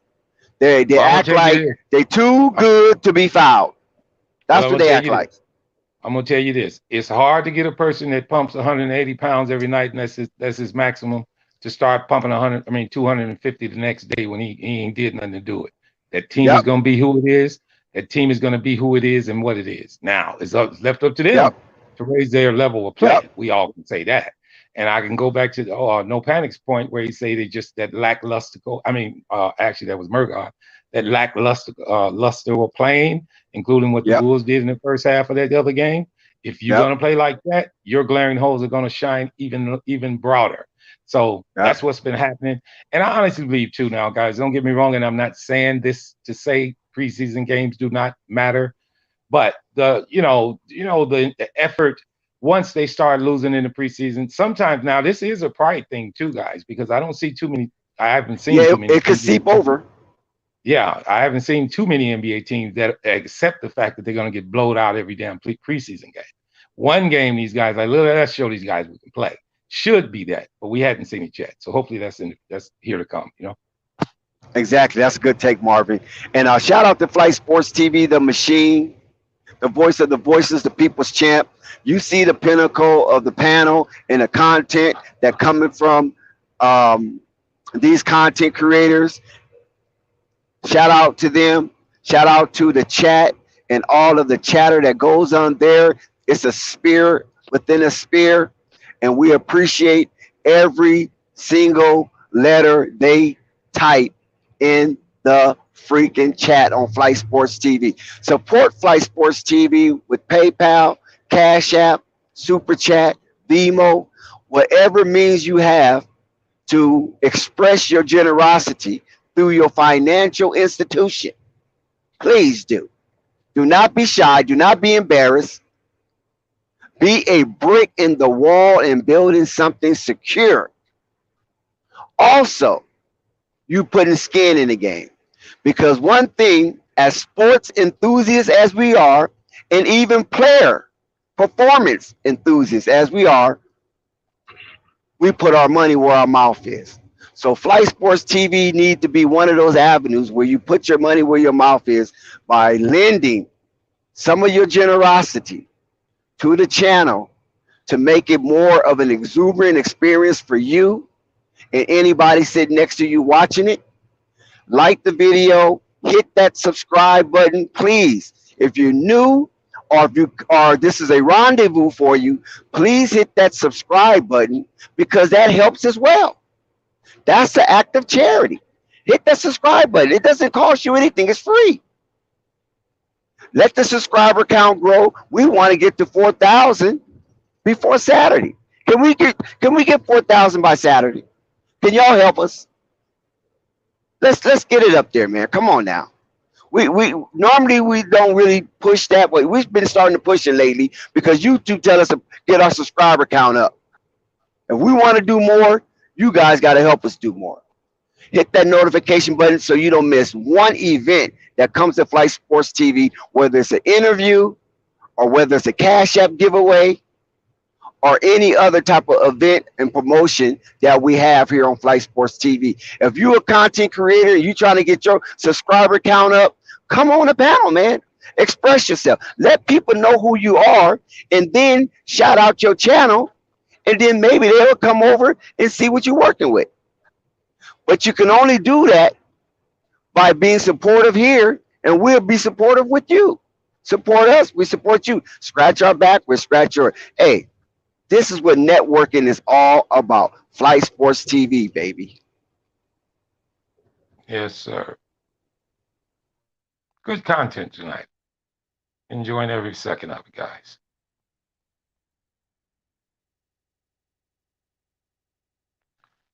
So there are other games going on tonight. Dex, you do know your Lakers are playing at this present time, correct? Yes, we're trying to beat Basil upside the head. I don't want to really mention it too much because I don't want to have Basil go nuts, and we have to play music for him in the chat. Very rare have we ever played music for an episode in the chat. I think it might have happened once or twice, and I know CWE Bed-Stuy was one of the victims of having a major episode in the chat, and we had to play music for the dear brother.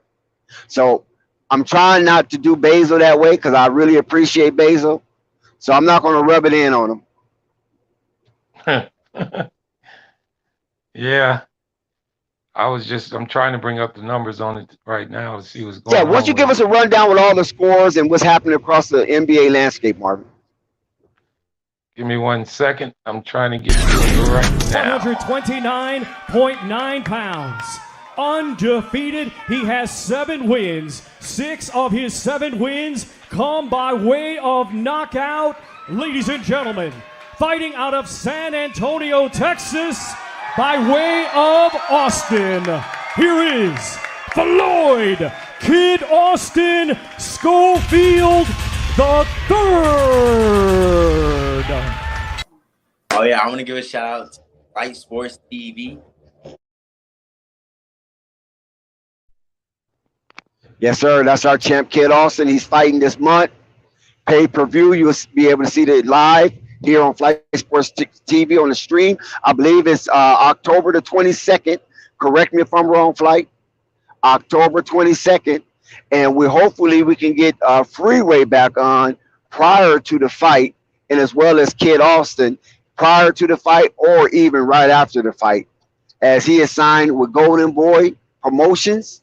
Yes, he is signed with Golden Boy Promotion with the collaboration of FS Promotion, and I think Davies Promotion have a slice of that pie as well. So big ups to Kid Austin. Good luck. Hope you strike him and strike him fast and put him down instantly so you can move on with a little bit of effort. Floyd, Kid Austin Schofield III, our champion, our fighter, our professional boxer here, Flight Sports TV, coming soon. You find it, Marvin? Some numbers from tonight. To all the Magic's fans, shout out to you guys. They took down the Spurs 102-99. Looked like the Magic team might be halfway coming on with something. The Thunder took down the 36ers, which were the 36ers guys, were the team that actually beat up on Phoenix the other night pretty bad. A lot of people were upset with that. The Thunder take them down tonight 131-98. So that's I don't know how much that means. To Marquez. The Hawks bring down the Bucks. Now I know it's preseason, Marquez, but I damn sure wanted to let you know that. Just to let you hear that somebody have already beaten the Bucks, so you know they're not going undefeated. Also, at the right before the half, Memphis beat them as well. Bucks have lost twice already. I know it, but I'm just messing with Marquez. Trailblazers in it right before the half were leading 58-44 against the Maccabees or something like that. I really can't spell it. And then last but not least, here's something I did want to speak about, because I don't think Brooklyn is out there trying to show a bad first half or second half, and they actually got beat pretty bad against the Miami Heat tonight. That score was 109-80. And I actually watched some of that game, and that Miami Heat team looked pretty stout coming out. Brooklyn didn't look bad. It's just that Miami played with that intensity with defense, and kind of glaring things showed up on Brooklyn, with the starters. I mean, when all the starters were out there. So let's see what that turns into. But to Marquez, just to let you know that your Milwaukee Bucks, Giannis played today. He played 21 minutes. He had 19 points, 6 of 16 from the field, 7 rebounds, 2 assists. Lopez, your starting lineup actually, Marquez, was Giannis. Hold on one second. Your starting lineup was Giannis, Lopez.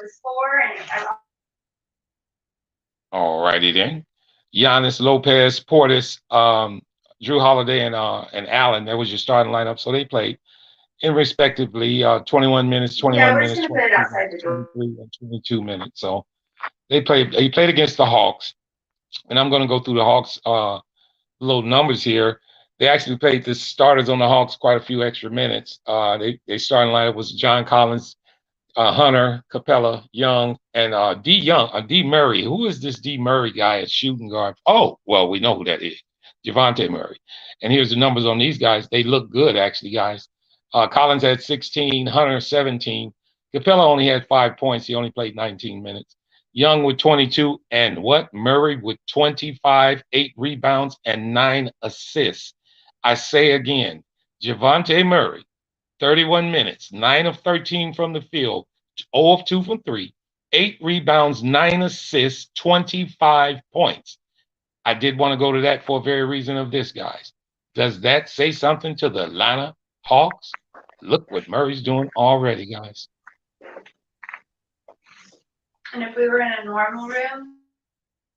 I think that addition is going to be something special, guys. I mean, that stat sheet, that line there that he just put up there with this starting lineup, and Collins had a good game, 16 points, 3 rebounds, and Capella, it kind of took away from Capella, but you look at Young and Murray, they both played 30 minutes apiece. Actually, Murray played 31 minutes. Young was 8 of 19, 0 for 4 from 3. Now, neither one of these guys hit a 3 in this game either. And Murray was 9 for 13 from the field. These guys were lighting it up with 25 and 22 points. That's going to be a hell of a duo, guys. And then you can say the bench, they played quite a few minutes with the bench players. But I wanted Marvin, to look at Oh, go ahead. Go I'm ahead. sorry. I thought, yeah. I was saying that. Could you look up the Laker game score and give us some stats for the first half? Okay, give me a second here. I thought that was interesting, man, because I haven't had my doubts about Javonte Murray and Young, but from that right there, that looks wonderful. I know that looks good to a lot of Atlanta Hawk fans. Hang on one second. I'm bringing the Lakers up now. Give it 1 second here, and that score at the half would be it's 52-43 Timberwolves currently at the time. Hang on 1 second. Let me get these box scores up. Oh, man. Did I hear something while I'm looking this up, Dex? I wanted to ask you. Was there rumblings about the Lakers making a move here recently? Or is that just There's always rumblings, something Mark. that's just in the wind out there? Yo, what up, But y'all? was it official? I don't know. No. I know. FYF posted Yeah, up that's what I was something. getting at. Yeah, Posted what? about the mock trade. Oh, that was just mock. It Mock was trade. I think it was with the Suns and Bulls. So no clarity. No Suns and Bulls. No, I thought it was pertaining to the Lakers. Something pertaining to the Lakers. No, I posted a mock trade with the Phoenix Suns and the Chicago Bulls. Chris Paul going to Chicago. I got 4 Chris pages. Paul and Ayton, right? Yeah, for Vucevic and Patrick Williams and some other guys. Alex Caruso. You sure Derrick Jones Jr. You sure gave up the whole thing, damn near the whole Bulls bench. Hey, Bulls need not one starter. You didn't give up not one starter though. I couldn't see that. No, okay, Vucevic. here's your halftime. Oh yeah, Vooch is a starter. That's right. Vooch is a starter. Here's Wait a your minute. Is halftime Vooch and Patch a starter? Pat a starter too, right? Yeah, both of them starters. Yeah, Andre Drummond come off the bench. Yeah, Andre Drummond come off the bench. Here's your numbers for Flight asked me to Lakers, pull up. Minnesota. I didn't know why though. Here's your numbers guy for that Lakers Minnesota matchup at the half, and you guys can go. Let me finish this up. McDaniels should be somewhere around. I'm sorry, Marvin. Go ahead, Marvin. Edwards played 17 minutes, guys. He's 4 out of 9 from the field, 5 rebounds, 2 assists, 11 points. Rudy Gobert, hey, how about this, guys? 16 minutes, 2 for 4 from the field, 0 for 0 from 3, 12 rebounds first half, guys. 3 assists, 3 personal fouls, 5 points. Is this Najee Reed at center actually playing with them? 13 minutes, 1 of 4, 1 of 3 from 3 points, and then Russell with 14 minutes, 4 of 10 points. And to the Lakers, hang on 1 second, and you guys can go ahead. Gabriel looked like he's in the starting lineup tonight. Dex, he played 8 minutes, 1 of 3 from the field, 2 rebounds. Bryant, 14 minutes, 3 of 4 from the field, 3 rebounds, 12 points. Reeves, 12 points for Bryant? I like that. Yeah, Bryant's got 12 points, yeah. Reeves is Dex, to you and FYF, is this guy for real? 15 Austin minutes. Reeves? Yes, 2 of 6 from the field. Yeah, that's the that's the rebounds. sharpshooter. 6 rebounds, 2 assists, 6 points. Scottie Pippen Jr., maybe this is the bench they got in here who played at the end of the half, but he's already played 13 minutes, 2 of 4, 3 assists. Oh, that's good for points. Scottie Pippen Jr. Yeah, and then they got Christie in the game also, who played 19 minutes, 3 of 8, 3 rebounds, 6 points. And let me check and see if LeBron has played. I don't see LeBron playing, but I can give you guys, Laker fans, some good news. Lonnie Walker Jr. has made a sighting. 13 minutes, 2 of 8, 1 of 4 from 3 rebounds, 6 points. And I don't see anybody else that really. So no Russell. So no Russell, no AD, and no LeBron. I think they was day to day. They was listed as day to day. Now, question to you guys, because I heard a guy the other night. FYF, you might be able to back me up on this, but somebody was really tooting the horn of a guy on you guys' team named Swider. Okay, he's played 9 minutes today. He's 0 of 6 from the field, 0 for 5 from 3, 1 rebound, and 2 points. So I don't know how much tone is going to come out about him again. But had you guys been looking at this Swider guy on the Lakers team? No, I haven't. My main I concern, just heard. I don't know about FYF, but my main concern is Damian Jones, Thomas Bryant, and Kendrick Nunn. Those are really my main concerns. Outside of that, I'm not worried about nobody else. Okay, Damian Jones has actually played 5 minutes. He's 0 for 1 with no rebound. Well, 1 rebound and no points. Do we have a block? I'm sorry? Do we have a block? No, sir, he does not. Matter of fact, Okay. I don't know if he was just out there tying his shoes up the whole game, but he ain't did a damn thing. So I'm just letting you know. Excuse me, Dougie, do you have a shoehorn? Yeah, I'm telling you. Well, yeah, they do have Troy Brown Jr. listed on the roster, but is he still injured? Question to you guys. I'm not sure. Like I say, he didn't play that first game that we streamed. So I don't really know his status. I didn't look them up. Like I said, I'm only worried about really 3 guys on that team right now. Well, here's something that's talking point I guess we could have. What about Rudy guy? 16 minutes, 2 for 4, 12 rebounds in the first half. 12. Is he doing his job? He's probably the tallest player out there. Shit. Well, the Lakers, who are the Lakers playing at center? Oh, they got Gabriel playing at center. That's right. Yeah, so I guess you could say he's dominating the defensive glass at least. Sky said, what's the score? It's 52 Minnesota, 43 Lakers at the half. So the Lakers are down by 9. Now, what about tomorrow, Marvin? I kind of want to highlight that. The Bulls and the Nuggets. Mm-hmm. Because the Hornets play the Celtics again. I wanted to get to that because I think this next game is very important for the Bulls. Just to show that they have the fight. Here's one of the knocks on the Bulls last year. First quarters, we were one of the worst teams in the NBA. We would give up 35, 36, 39, 40, and then we fight an uphill battle the rest of the game. Well, the first game of the preseason, the Bulls give up 40 freaking points in the first quarter. So how much change did Billy make? So the second quarter, they did a little better. What did they? They gave up 36, I think. So they finally come out at the half and they make those adjustments and they cut that down. But now, mind you, everybody's going to say most of the starters are not going to be playing in the second half. So what can you expect? The Bulls should have got the lead down. But that's why I say this next game is kind of important for the Bulls. For the very reason of this. They need to come out with some intensity. They need to come out and play a hard first half. And they need to play well with the starters. They need to implement different new wrinkles that Billy's supposed to be hiding in his back pocket. We need to see them.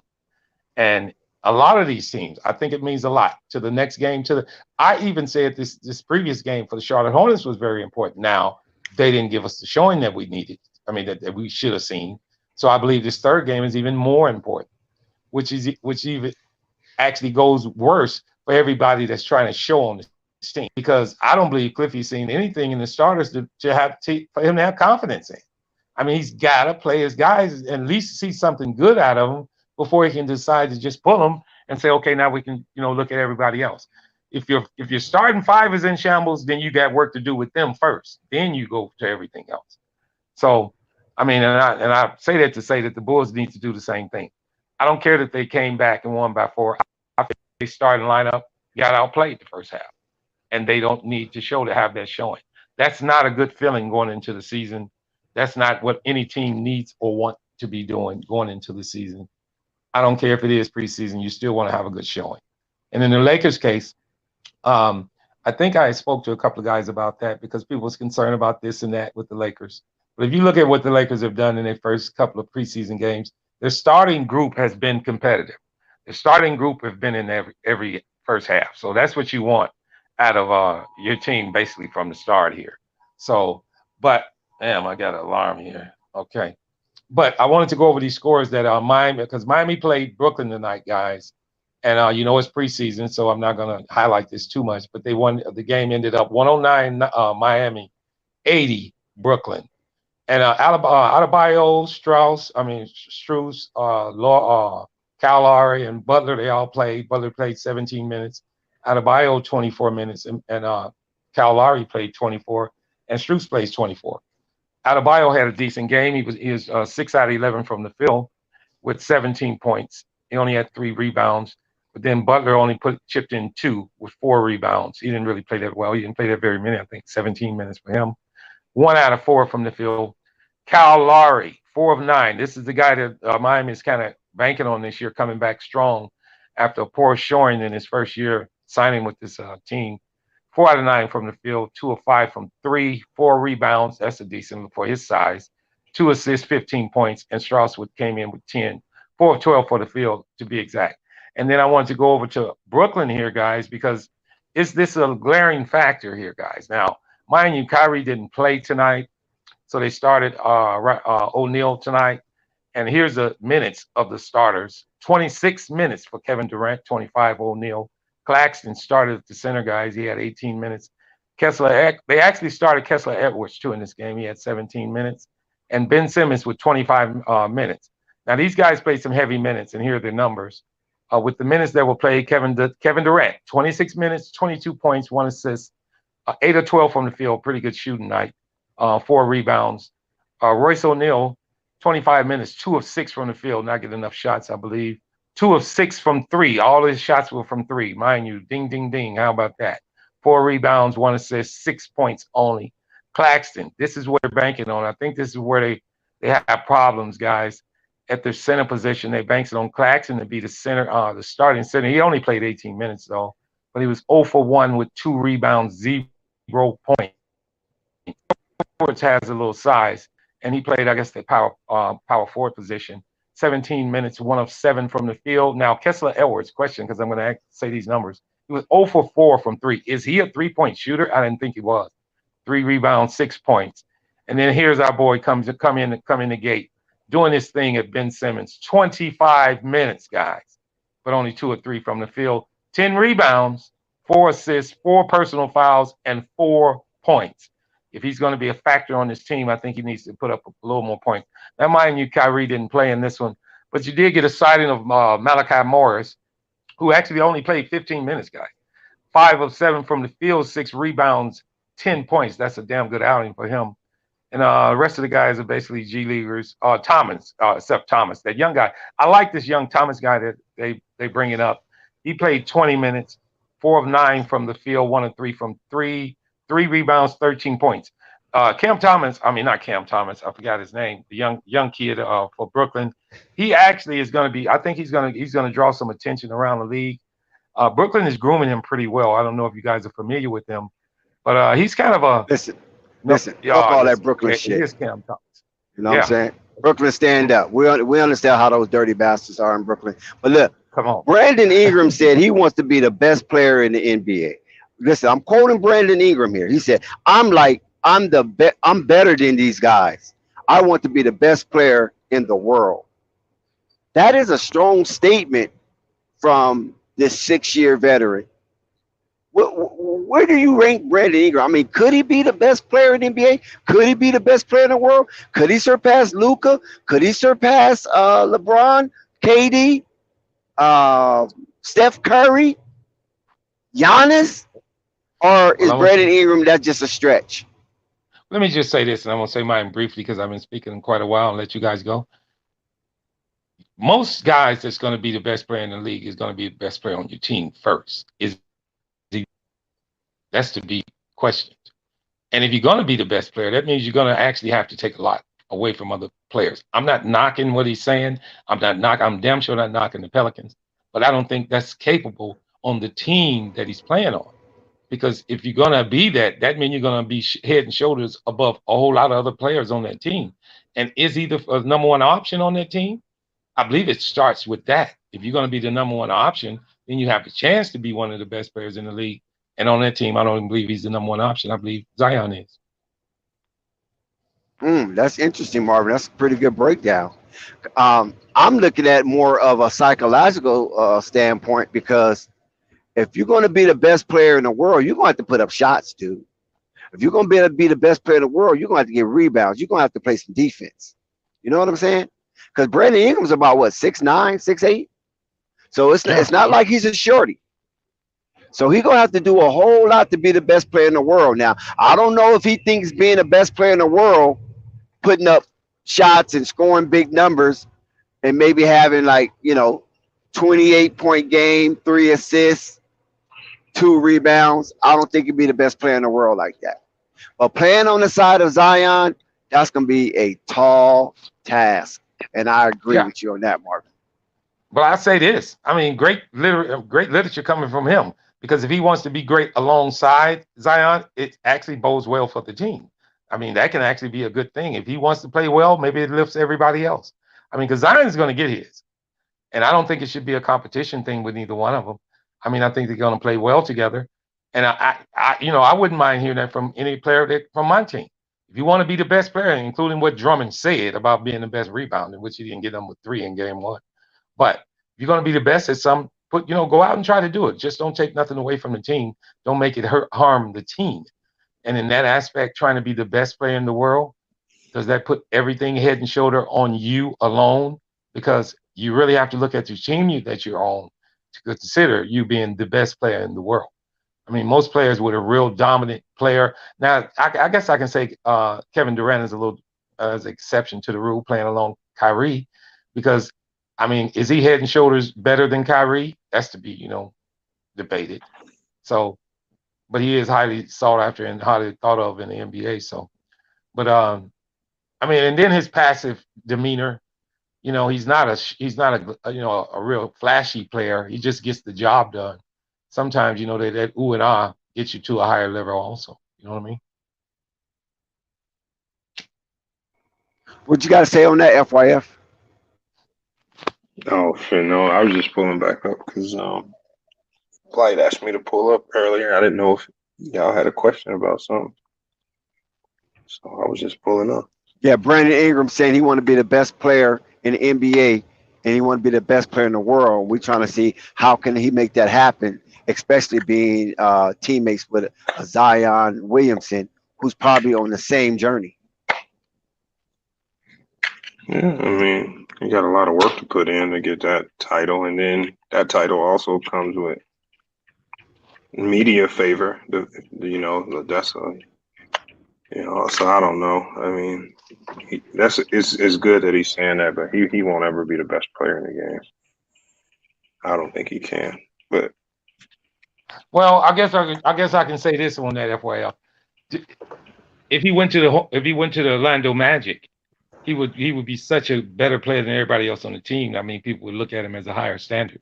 But on the current team that he's on, that's one of the hardest things in the world to do. I would think it would be, because I believe I don't believe it would cause any problems on there, but I just don't think he would have the capability to, because there are going to be plays run for Zion and other players on the team, and he's just not going to get the amount of shots to be the best player in the NBA. Yeah, Could that indicate a trade? No, now come on, Dex. Don't start stirring the damn pot. That ain't got nothing to do with that. I'm just saying though. I mean, just think about it. He know he's not going to be the best player in the world playing with Zion. I mean, that's common sense. You ain't got to be a rocket scientist to figure that out. So if you want to be the best player in the world, maybe you need to be on a team where you're the sure shot favorite. You know what I mean? He's not disgruntled, Dex. So let's not. Hey, I heard they brought Xavier Sneed back. Is that true? Yes, they did. Yes, they did. That's who is that, FYF? Who is that? He was just he was with Charlotte. He was with the Swarm. Then he got signed to Utah Jazz under a 2-way contract back in February. And then when they were making all these moves and they needed to free up that 2-way spot, I think they let him go because they just did a complete teardown of everything. And so now but he actually did pretty good because he spent a little time in the league. He played some games with Utah and another team last year. So he has some in-game experience. So 6'6", shoots a really efficient player. So Not not a bad signing. Okay, but what directions does that take the Hornets? Is what I'm asking. It just fills in a need. I mean, they need another wing guy. Right now they needed that. They need another wing guy. They don't really have much depth right now, so they I think they're just looking at what they got with the spot. So I think they might be giving Snead. If I think they're bringing Snead in to fill the last two-way spot. Wow, I knew that was coming. FYI. Ding, ding, Why you ding. say that? Why you I say that? wanted to keep asking you. No, I didn't say nothing bad, but No, I I was heard y'all. No, I heard y'all say They're that. not bringing him Liangelo. in to fill no No, last listen, two-way but slot. listen. I'm gonna tell you why. I'm gonna tell you why I think that because when FYF always come with some crooked takes. no, This this dude was is out in the wilderness fishing, and no, this is they cut Isaiah Watley, and then they brought him in. If they really wanted to give him that last two-way slot, why would they fill I'm the just roster spot and not invite him to I, training camp? I'm Come gonna on, explain it FYF. to you. I'm gonna explain it. I'm saying he's already familiar with the system. They don't really need him in training camp to know what he is. The They've had him already. FYF. Listen, No, here you go. no, this is. The I'm gonna tell you dude why got though. called up, right? No, He let got me tell you called up why, to you. Dex. Did he play on your Portland Dex. team? Dex, no. I'm oh gonna explain God. why. Dex, anything that you're gonna tell me, I already know. The reason why I say this is because there's no other candidate. Because none of the guys that they recently signed on Exhibit 10s are probably good enough for that two-way spot. When you think of the Sims guy, when you think of the other young guys that they brought in. Listen, I'm sorry, FYF. Whatever you're saying is bouncing off like a ball on a wall. Okay, you got to let me because it's not finish. sticking. Let me finish. Deflection. No, it's not a deflection. The reason why, because the four guys that they brought in, the four guys that they brought in are not good enough for the two-way spot. Snead has been under two ways, I think, the last year. I think so. He's kind of used to being in that role. And then the problem with Jello is it's not his play, but it's the contract that he signed. So a lot of people were under. I know it's coming to this. He can't help it. A lot of people. Well, let me finish though. That a lot of people were under the conception that he signed an Exhibit 10, and he didn't. So Liangelo signed something called an Exhibit 9 contract, which is not convertible to a two-way. And it basically is just it's a contract that limits the liability of the Hornets. So anybody that comes in, unless they stipulate otherwise, if you stipulate otherwise, you have to make the details public. They didn't in Liangelo's case, but unless you stipulate otherwise, the contract doesn't even cover him if he gets injured. It limits the liability for a player. So he has a limited liability contract where Charlotte has no. They only have to pay him up to $6,000 if he gets hurt or something. They have no responsibility. So that's what he signed, and it can't be converted. So that's the problem right there. So that's why I say, I mean, if you think about the But other it's so odd that Liangelo moved up in the depth charts, but he's going to be the first person cut, right? Because they signed Xavier Snead. I didn't Really? say anything about Really? I mean, really? That's not what I said, Dex. I'm talking about the two-way spot. It is so. I mean, for you to have so much basketball intellect, you sure become Dex, asinine when it I'm comes to just the talking ball about boys. the two-way spot. I'm not talking. This ain't even about Liangelo. I'm talking about what you asked brought me his why I name think up, though. You asked me why I think they brought Snead in. I'm telling you why. No, I didn't ask you that. I think Marvin might ask you that. Well, no, I know why they brought Snead in. I'm the one that broke the news. I don't give a damn about no Snead. Well, I mean, you didn't break it. Everybody knows. How everybody knows when you just came up here asking? Because I saw something. But Never mind. Just go ahead. We're cool. But I just think that the situation of the Hornets right now, I mean, it's just discombobulated. I mean, we've seen the bottom 10 players play absolutely gullible basketball. There was nobody. I didn't see the ball whip around not one time. It might have go to 1, 2, 3 at the most, and whoever that third person is, he taking it to the rack, no matter how cluttered the lane is. Sometimes they don't even get past the person when you got who initiates. 10 guys trying to make get one or two rosters. I'm not going for that. But I understand what you're saying, but I'm not going for that because you know why I'm not going for that? Because good basketball is good basketball. Just because you're trying to, I know, but that just shows the level of IQ of those guys. I know, Dex, but these guys are all fighting for their NBA lives. Ain't nobody trying to give up that rock. I'm just telling you the truth. They look No, like you're they right. all. FYF, you 100% right, and that's what's so funny about it. Which And they can't help themselves. They what? playing like they in survival mode. Well, they are. They won't probably. Some of these guys probably won't But ever what get happened another to playing shot. good basketball and getting picked up by playing good Bro, basketball? you don't win a championship in preseason. They trying to get a contract. So when they go Well, look I at did the want to film, point out something that oh, go ahead. I did want to point out, not to change the subject, because I was just looking at the Orlando, San Antonio Spurs stat lines, and Wendell Carter Jr. played well tonight, guys. He had 20 points and 10 rebounds. Franz Wagner with 12 points, and Wendell actually played 22 minutes. He played most of those starters, including Pablo Banchero, 12 minutes. He went 3 for 8. Franz Wagner, 22 minutes. He played went 4 for 8. I mean, Banchero went 3 for 8. I'm sorry, and he started Terrence Ross. Here's a question I have for you guys: will Terrence Ross finish the season on the Orlando Magic? You have to ask FYF. Ask FYF those type of questions while he's here, because he dig in more than a lot of us. You Yeah. know what I'm saying? Well, the reason I'm asking is because I've been real intrigued with this guy. Now, a lot of people call him instant offense and no defense. I don't see that. I believe he played pretty intensively on defense, but I'm pretty sure you're going to get what you get from him. And that's his offense. I just been intrigued about that because, to your guy, Dex, Jalen Sugg, he played 19 minutes tonight, 2 of 5 from the field. Shout out to Big Church. That's his cousin. Big Church probably will be on the somebody's TV is stream. on, man. I don't Somebody hear no TV. got the TV on. I don't hear anything. Mute your mics, guys. I don't hear no TV. But Oh. anyway, that's Big Church cousin, Jalen Suggs. So hopefully when they play either the Hornets or the Bulls, Big Church can come back on the stream and help narrate some of that Orlando Magic game. So big up to the homie Big Church, celebrity bodyguard. He was very, very instrumental with protecting Snoop Dogg as well as Floyd Mayweather in his heyday. Our boy, Big Church, friend of Flight Sports TV. He comes up here kicking with us from time to time. But lately, Big Church been working with Puff Daddy. He's been working with Puffy. So, so Puffy got him kind of tied up. So we'll see. Whenever he get loose, we'll get him up here. Go ahead, Marvin. Hey, guys. Yeah, I wanted to mention this guy off of Oklahoma Thunder, Trey Mann, man. This young kid is coming along. He was 9 out of 11 from the field, 8 out of 10 from 3 tonight with 26 points.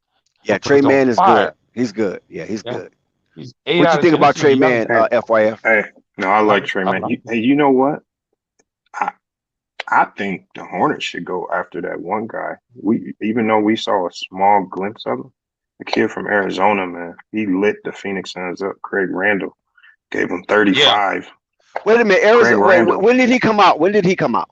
No, he went to high school out here. He went to high school. Okay. He was Shadow Mountain. He under Mike Bibby was his coach, and then I didn't think he would get that good. He spent some time at Memphis, and he kind of transferred around the D1 circuit, but then he just popped up playing for the NBL, and next thing you know, he in Phoenix, and obviously he's comfortable down there. He would always get over there and get shots up, so he's familiar with that arena and everything. But he went in there and lit them up. I'm like, that's the type of bucket getter I don't know why these teams ain't nobody signed him yet, because he went and took that from. Well, you know what? You know what, FYF? Speaking of him, he played tonight against the Oklahoma City Thunder.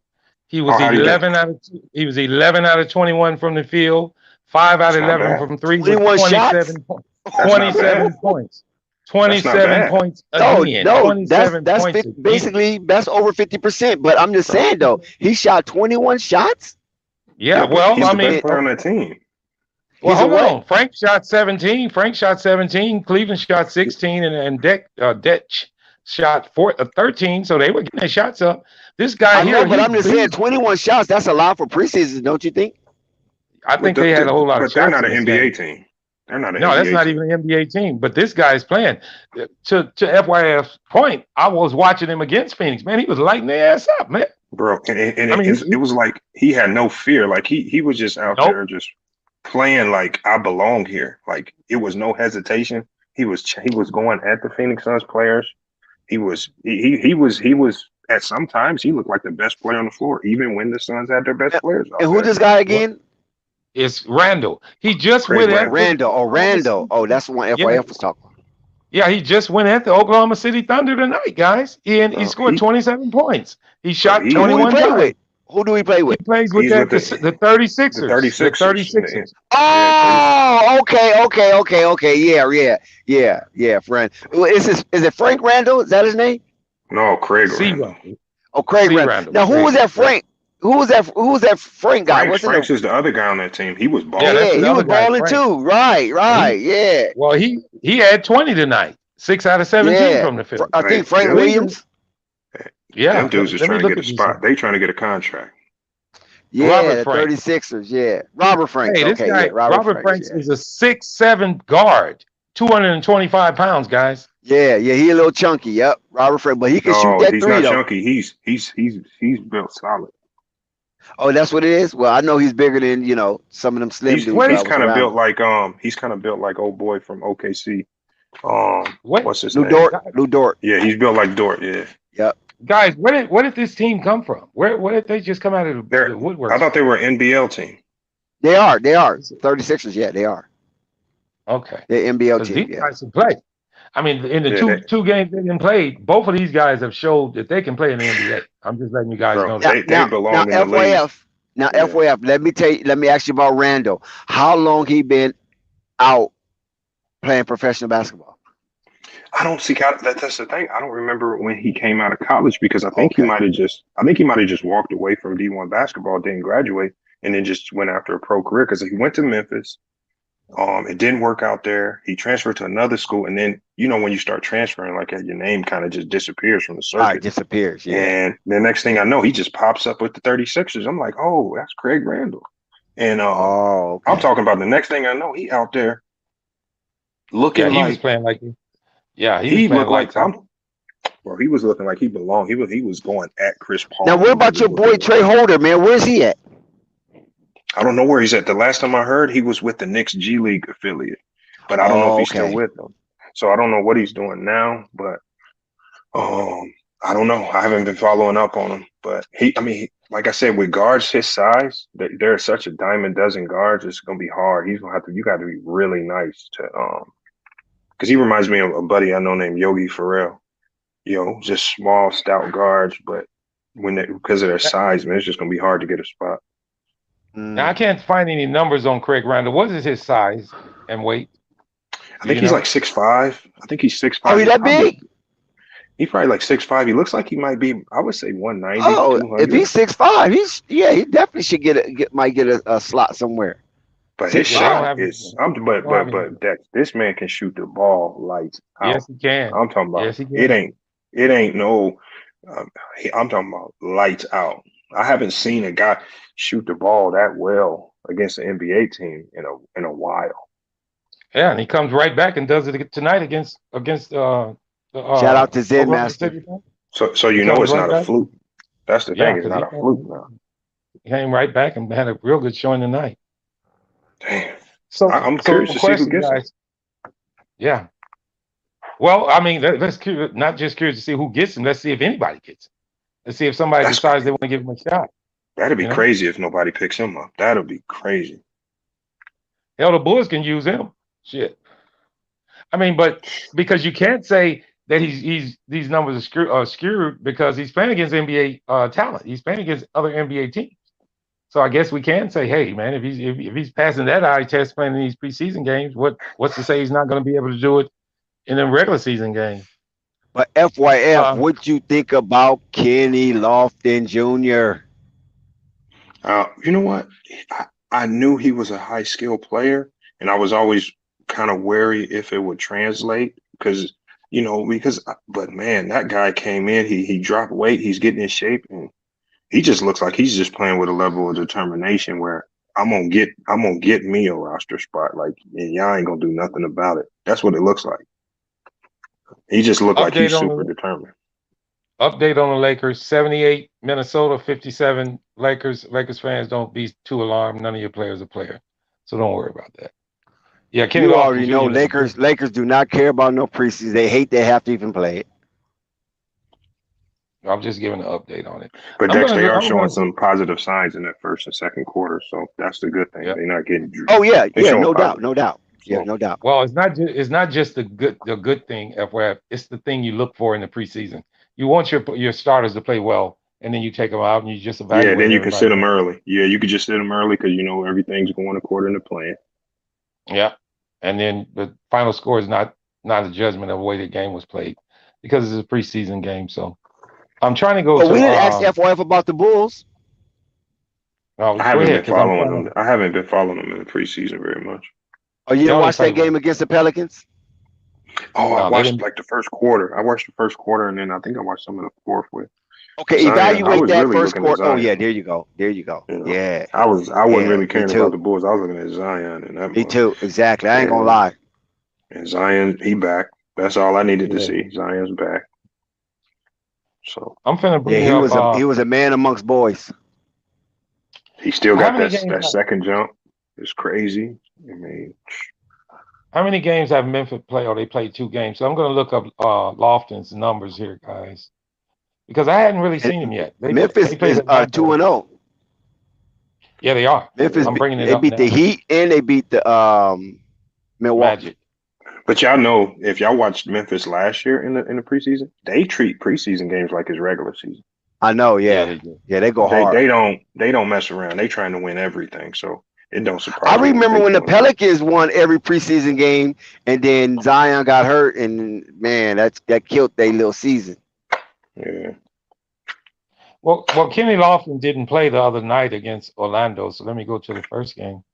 That was a second win of the preseason. So Hey, he y'all, must have played. I gotta get going here, y'all. But Okay, all right. Salute. we Thanks for gotta, pulling up, bro.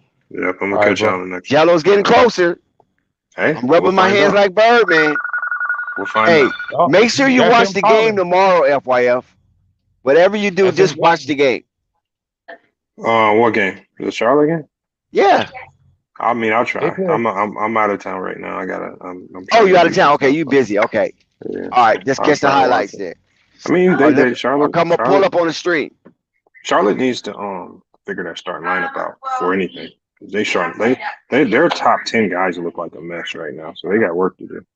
Yeah, So I agree. and so man, I'm curious to see who they wave next because it's getting to the point now where it's thin pickings. There's some good players that are floating around out there, Mac McClung and stuff. I don't know what. I'm curious to see what they're gonna. Dwight Howard's still out there. I think they should get Dwight. Carmelo Anthony still out there as well. Carmelo and Dwight. Carmelo's a Jordan guy already. They need a scoring wing, and he's a vet that you can add to the roster because they have no true vets. And I think Dwight is in like some of the best shape of his life, man. I mean, he's still in great shape. I mean, he'll be But much Dwight, bigger man, at a punch. a lot of people scared to pick up Dwight I because mean, all he that's comes gonna with his do own is set of add. problems. All that gonna do is add to a sibling count. He comes to your town, and you know. Hey, but ain't nothing going on in Charlotte. We don't have to worry about that in Shit, Charlotte. Charlotte got some honeys down there, man. Don't tell me that, boy.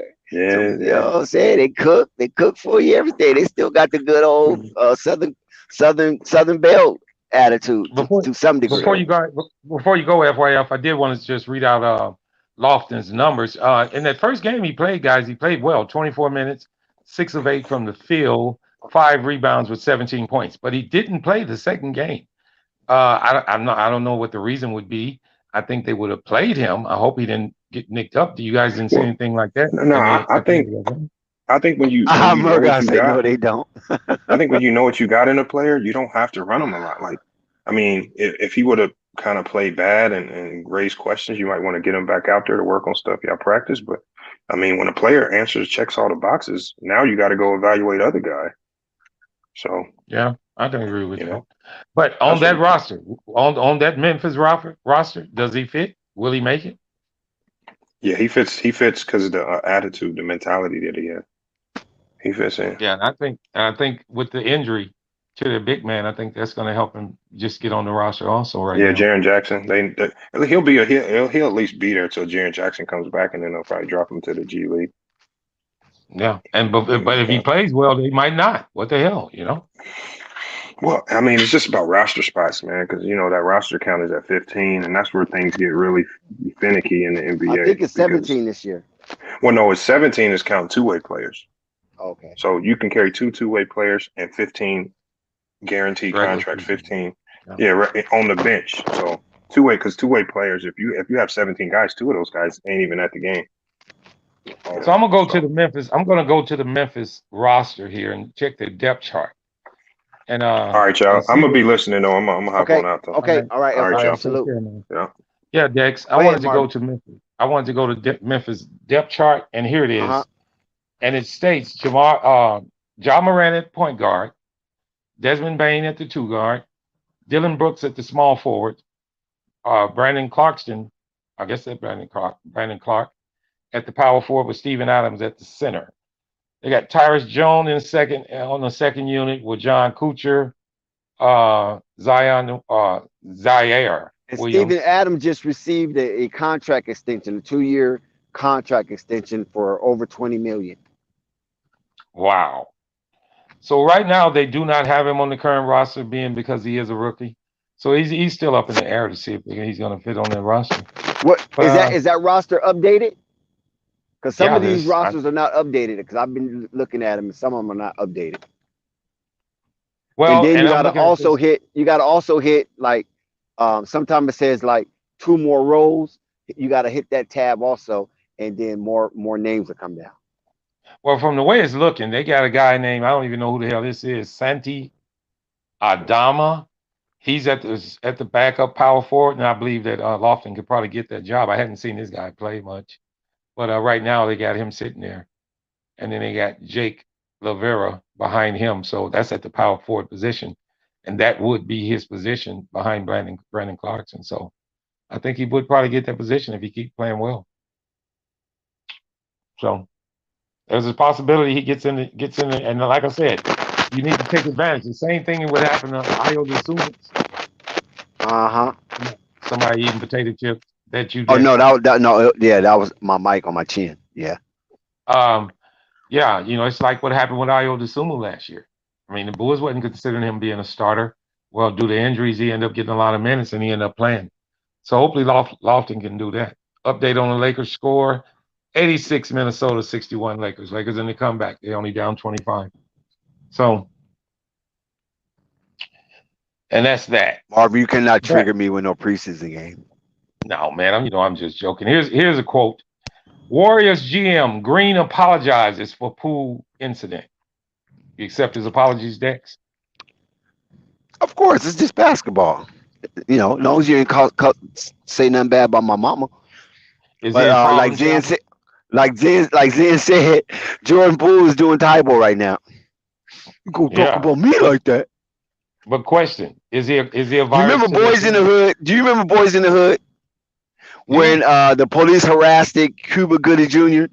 and he came in and Nia Long tried to console him and he started swinging and stuff. That's Jordan Poole. I ain't beating the shit out the air. Yeah. Yeah, that's Jordan Poole right now. Talking to me like that. Little update for you, Dex. Schroeder to report this weekend. So like you get a glimpse of him on your next game, huh? How about that? Well, you only got one more game. The Lakers didn't play 3 preseason games already. Yeah, they play 4. I know Charlotte played 5. Shout out to Nico. Nico had just pulled up into the building. Y'all give a Nico a round of applause. What up, Nico? What up, buddy? I appreciate that. Was good with y'all, man. Oh man, we just on there rapping, cutting it up a little bit, Just going over some stuff. I'm gonna look at the upcoming schedule for tomorrow in the NBA. But was that I got a question. Yeah, go ahead, because I was just gonna ask you a question, but you go ahead. Was I the only one that heard late in the game somebody yelling from the crowd while y'all hating on Jello? No, I didn't. I hadn't heard anything of that.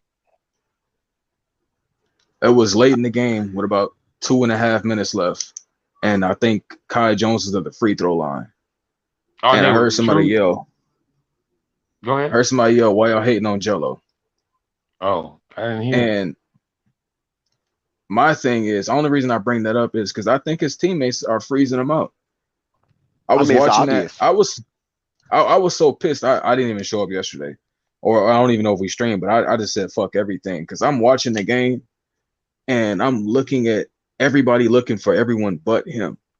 And I Yep. thought to myself, either he's guaranteed to make the team, or either these dudes just don't fuck with him like that, or the Could be opportunity he's both. getting. It could be both.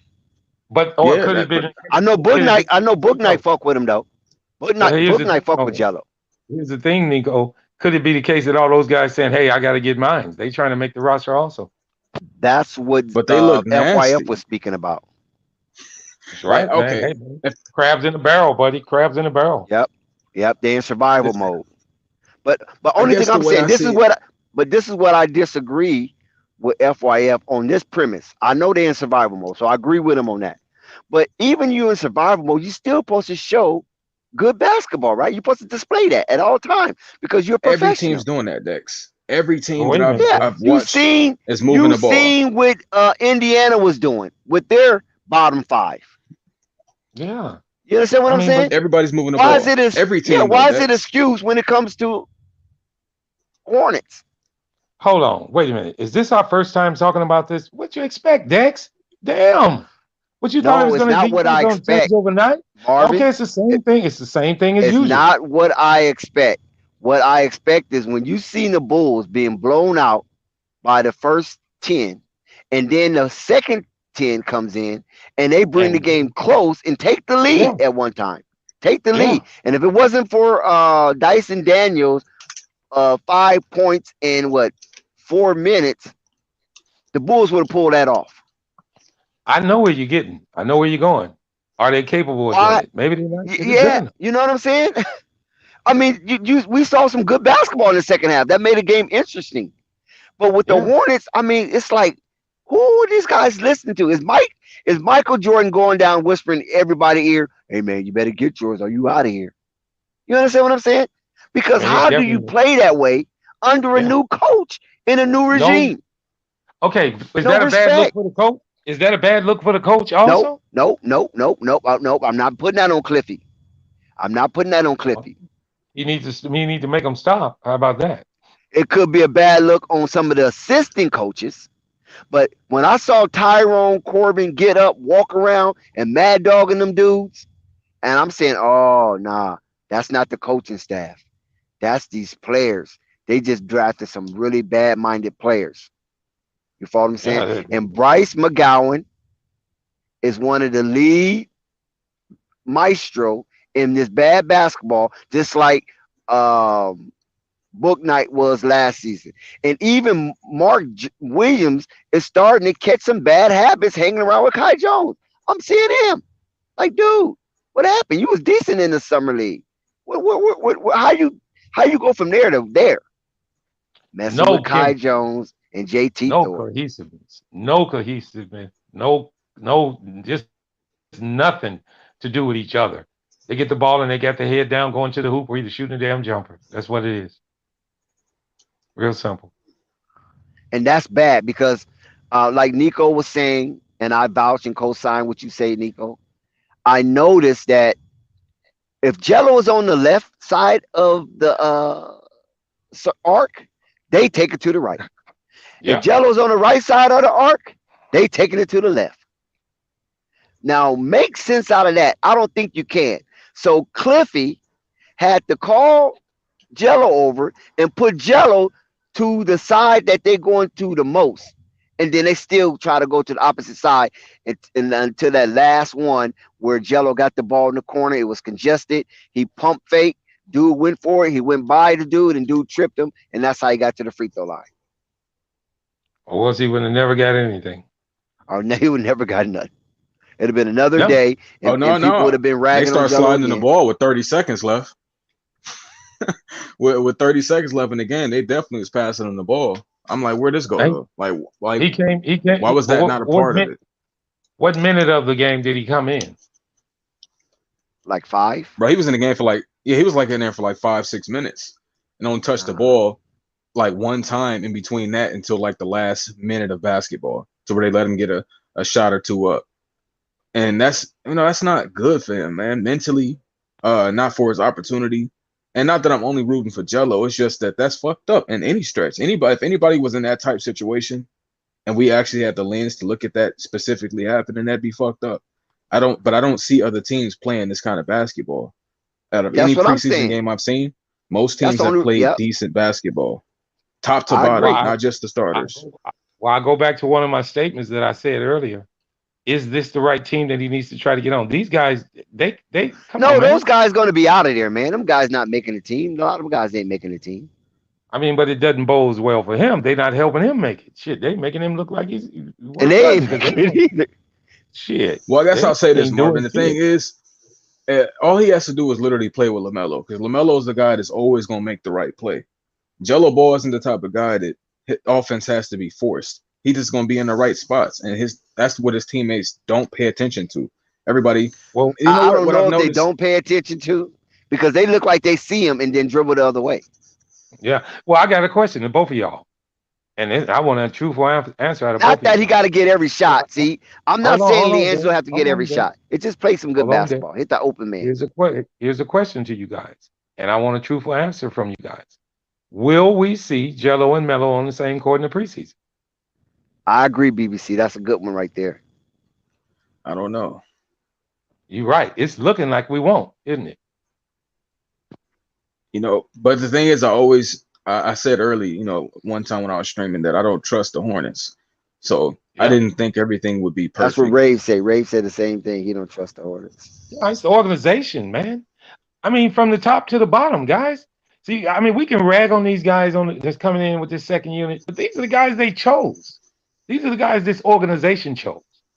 We were on here talking about what they did to get Kai Jones, like with the trades they made, and it was just straight ridiculous. They gave up a number one pick to get him, man. Come on, man. The organizational moves, it can go on and on and on. And it's from the top to the bottom. It's a bad organization at the top, and it runs all the way to the last player on the bench. Nobody's real. I mean, you got good players on the team, but how is it ran? And Listen, Cliffy. I'm disagreeing with you on something, Dex. I do put a Uh huh. lot of blame. I put blame on that coach, because if I was that coach, I wouldn't stand for it. I don't I care just think that if coach said if these guys not gonna be here no way. That's what I'm looking at. no, but it Because still he makes him looks look at bad them, too. he rolls his eyes at them as they come off the court. Well, here's something I bet people say, I mean, and Book these are Night people not who going don't nowhere watch though. basketball. But if a person sees that and don't even watch basketball, and the first thing a person would say, well, who's coaching that team who don't even watch basketball? Yeah, but we're not talking about the top 10. We're talking about the bottom 10. And I just think Cliffy don't have no concern about the bottom 10 to some degree. If they're not doing what he said he need them to do, he just probably gonna cut them. And unless it's guys he can't cut like the JT Thors and the Kai Jones, he can't cut those guys. All he can do is reduce their playing minutes. You know Or what I'm saying? how have they looked? JT Thor, how does he look? He's not looking as good as I thought he would. I mean, shit, he needs to be cut. Shit, I Yeah, ain't but saying he's gonna get cut. I don't think he's I gonna know cut he's them not. guys though. No, he ain't cutting him. Hell no.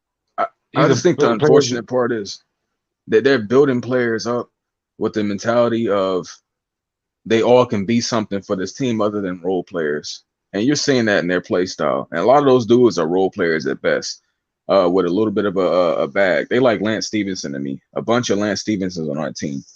And Hmm. I think that even if they're going to be Lance Stevenson, they need to go ahead and play with a little more cohesiveness and trying to win.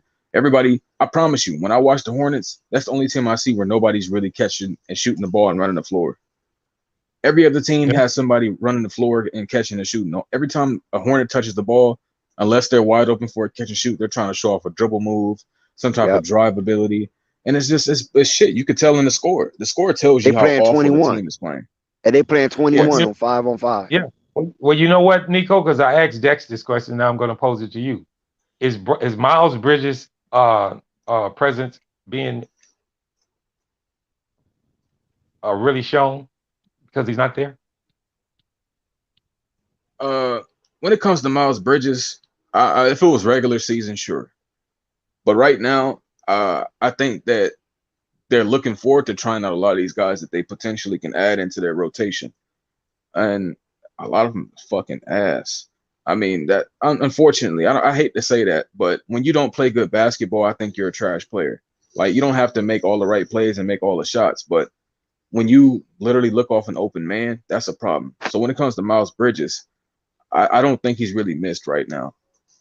Not yet. If they were like in the middle of the season, possibly, but I'm saying on that he's starting lineup. He's missed on that starting lineup. He's that spark plug to go along with Melo.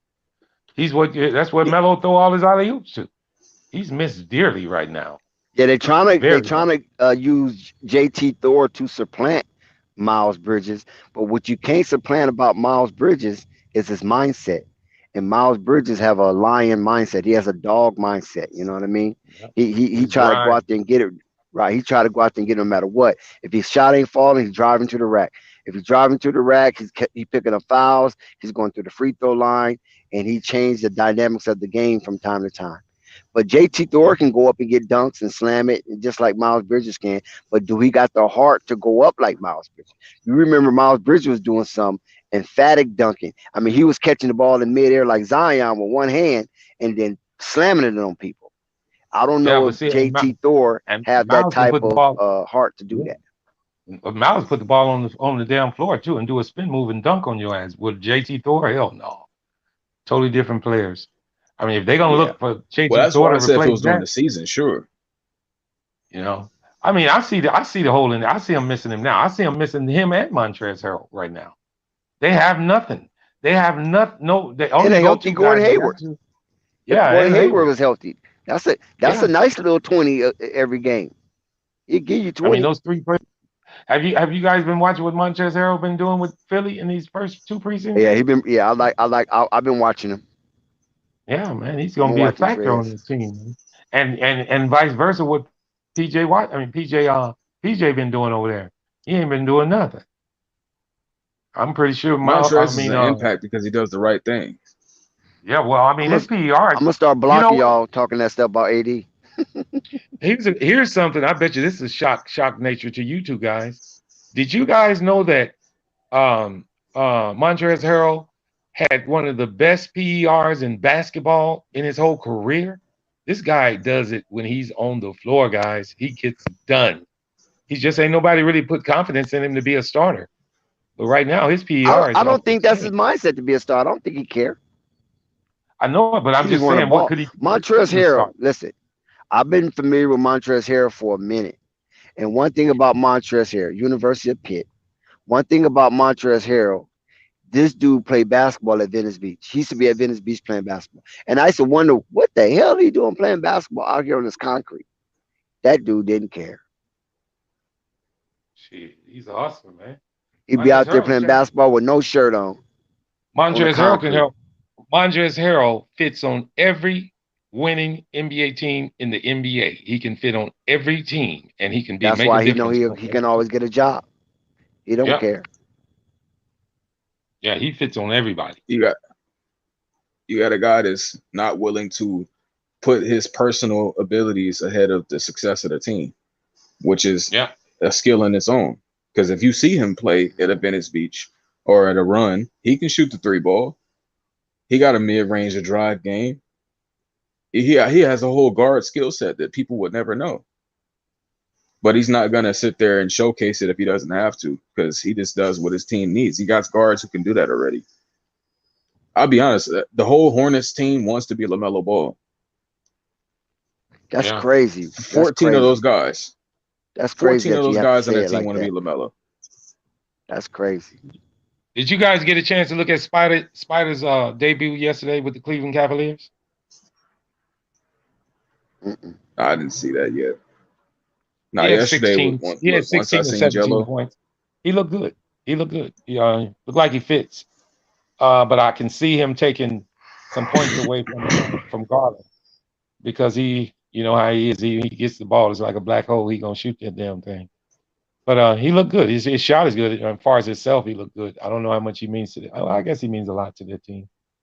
Cleveland looked good too. Solid roster. In all honesty, he deserves to take shots away from Garland because I seen Garland when they needed him most in the play-in, and he basically missed every shot that gave them the loss. He shot his team into a loss on He some had a Brandon bad. Ingram shit. He had a bad Say couple of My shot, games. fault. shot him out the game. You Yeah, say he shot him definitely out the shot him out game. the game. Let me Yeah, say this my though. fault. Let me say previous For Brandon you to say Ingram. that about a player though, as young as he is, I think he can correct that. He's a young player, first time in the playoffs. So I give him a pass for that. Let's see what he does on the next go round. I think just like Also, I don't know. I also, I I am love here to players that protect play. him. Hold on, I am here to protect him because him and his dad actually grew up right down the street from me. Winston. I don't know if you guys ever can remember Winston. He played with Golden State. That's his Golden dad, State, yeah. real close friend of mine. Actually, we went to the same high school. We grew up about 7 houses down from me. I have never met his son because I was here in Dallas when Winston got married and had him.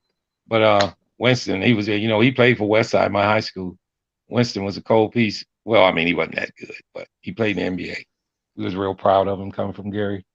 You know, Yeah.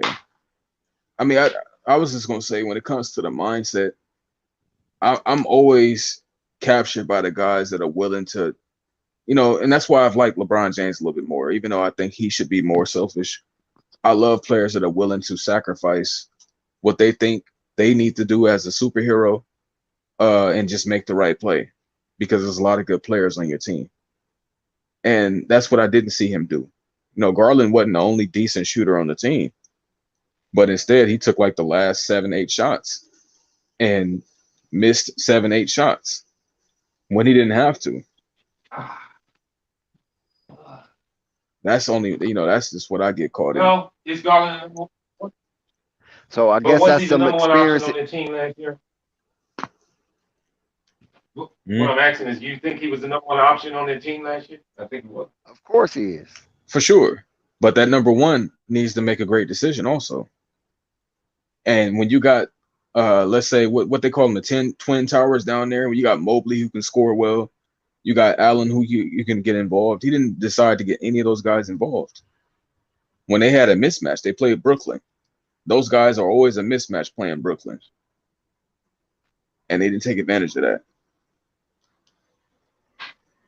But what about when they played Atlanta though? Because they had two cracks at it.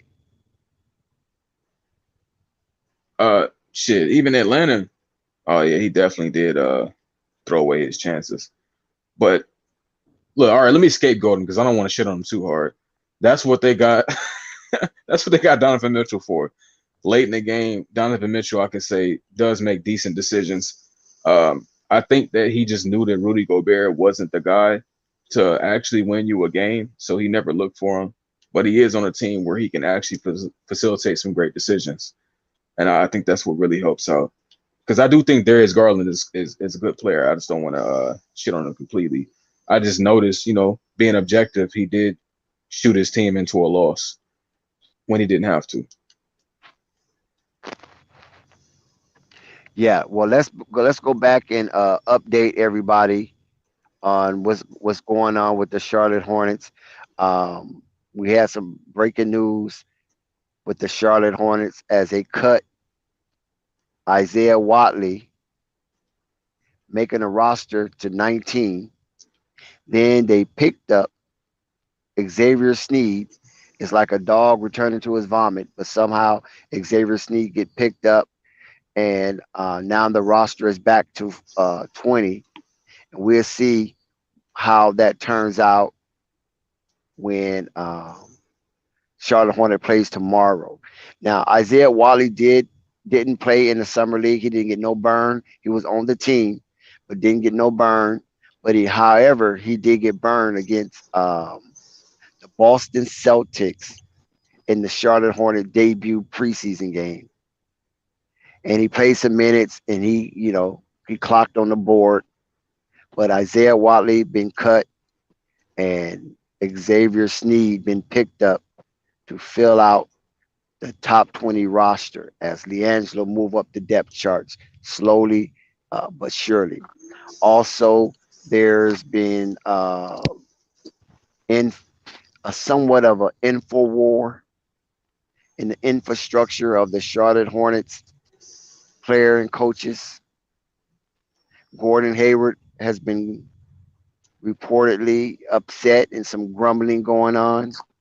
I just hope he doesn't turn into a malcontent and be disruptive to the team. But however, Gordon Hayward is upset about his injury and not being able to play during the preseason. I'm just waiting on him to ask for a trade because I That's Please. not think it's gonna coming. happen. I think it's I sound nigh. like I think Purple it's Booty nigh. when I say that. That's not true.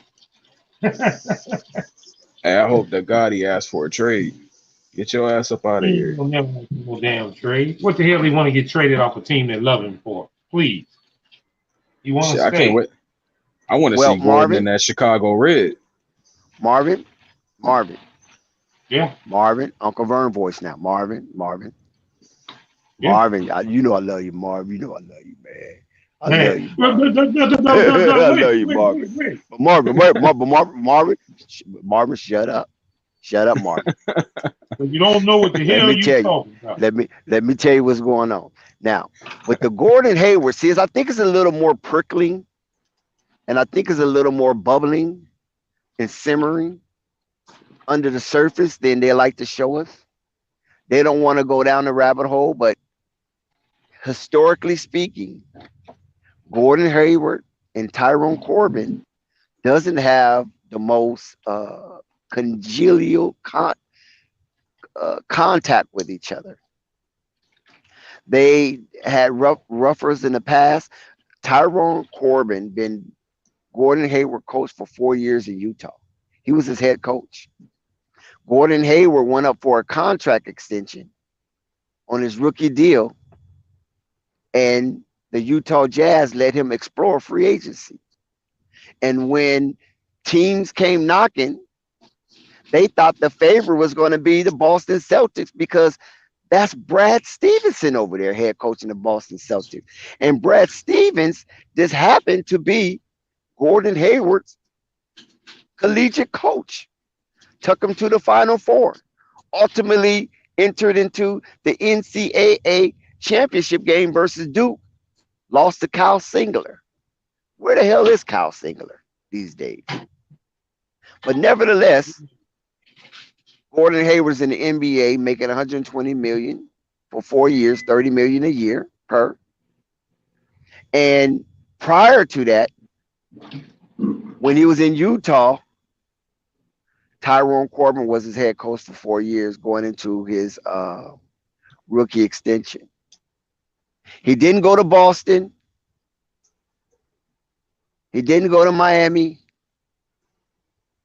Gordon Hayward was offered a contract by the Charlotte Hornets under the dictates of Michael Jordan. And unfortunately, in 2014, the Charlotte Hornets could not secure Gordon Hayward in free agency due to the fact that the Utah Jazz matched. They matched the offering. So Gordon had to come back to Utah and finish out. And then he went to Boston. And then Michael finally got another opportunity to get him. But once he got him, he was already broken. He was already shattered. He was fragile. And it proved to be the case once again when he went down into Charlotte. They drafted Lamelo Ball. And towards the end of the season, well, second half of the season, Melo Ball gets hurt. Gordon Hayward gets hurt. Melo Ball returns. Gordon Hayward doesn't. They get wiped out in the play-in game versus the Indiana Pacers. Then they come into the next year's season, and virtually the same thing happens. Stinks up the Oh joint. my God. Charlotte Hornet reliving a nightmare, but this time it wasn't the Indiana Pacers. Melo don't get hurt, but Gordon Hayward does. Doesn't come back, and then the shellacking begins when the Charlotte Hornets go up north to Atlanta, A Town, and Freaknik begins again because they got the freak beat out of them. Hmm. And they lose two back-to-back playing games where Gordon Hayward was not present. So Gordon Hayward can be he listen. Gordon Hayward might be feeling a little insecure with this injury. Gordon Hayward might be a little bit anxious with this injury. Gordon Me too. Hayward might be a little perturbed with this injury because he couldn't power through the pain when he was in the practice session and it was going full on practice. It backfired. He started feeling more pain. They removed him from the practice. Now he sat down again during the Indiana game, and he might not even play the preseason. Well, listen, hey, I'm gonna say this Sounds in about I'm gonna right. say this in his behalf. I'm gonna say this in his behalf. That knee banging shit ain't nothing nice. So he needs to try to heal up and come back. Go ahead, Nico. Nico. I would say it sounds about right. Uh, my thing with Gordon is I just want him to get to a situation where he is truly healthy. But at this point, he needs to take as much time as he can to make sure that his body is just fully strong and functional. Because something I don't know if it's the way he plays basketball. You know, some people just have a play style that's injury prone. I don't know if it's the way he plays basketball or I don't know what's going on with him, but he seems to be hurt chronically. And that's something that he needs to figure out before he continues to try to rush back and play basketball. I think that, I say that because I think Anthony Davis had to do that this offseason. When people were shitting on him when he said he didn't touch a basketball for 4 months, I mean, shit, I'm more worried about him figuring out how to stay healthy than touching a basketball because we can't use him anyway, no matter what he's doing. So I just think with a player like that, take as much time as you need to truly get to your highest health and, come back better than ever, if anything. Oh, even though he a mid player though, let me not get it fucked up. He ain't no AD.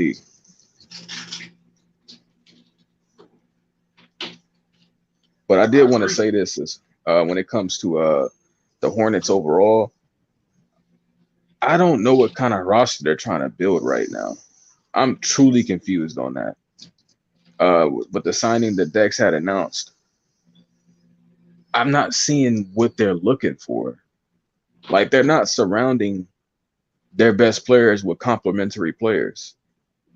At least not in the way that they need. Like I think Melo needs less talent around him, not more talent. But he needs to have people talented in their roles.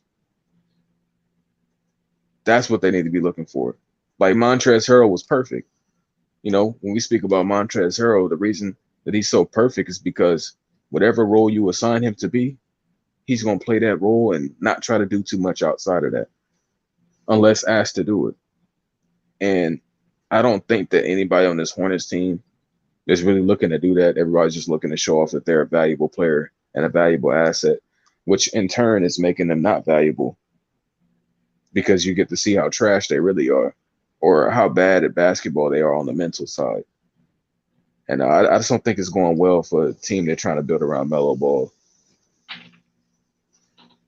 And if they play tomorrow, if I'm watching Jello on the court for 4 minutes and get one touch, I might have to make a video. I haven't been emotionally charged enough to do it, but I might have to make one. Good point. I'm gonna have to tear this team apart. So I'm about tired of seeing bad basketball by this team. Like the team is so awful that I couldn't watch G League basketball. Like every time I tune into a G League team, they're pretty solid. But when I watch this team's G League team, it's a bunch of dudes that all want to be Michael Jordan. Look, man, they make us black folks look really bad, man. I'm gonna be honest with you. That bottom 11 making us look real. I mean, that bottom 10 make us look really bad when it comes to basketball. I'm talking about Charlotte Hornet basketball. Like, really, this is how we play basketball. This is how we grew up. They're feeding the negative stereotype, man. Let's keep it 100. Selfish, uncanny, don't care, no camaraderie. It's all about me. That's the negative stereotype they have uh, with black basketball players. And the Charlotte Hornets is reinforcing that stereotype with that type of basketball. And I am shocked at Bryce McGowan. Because when Sam Dracula, our family, our brother, our comrade, when he came up here and he talked about Bryce McGowan, I thought he was like, man, what the hell happened with him and Bryce? Because I could have sworn Bryce McGowan was a well chiseled basketball player. And when I saw that, all I could think of was what Sam Dracula was announcing on Flight Sports TV live stream when Liangelo Ball got signed. How Bryce McGowan is not who you think he is. And I was like, wow, now that's some inside info without even giving inside info.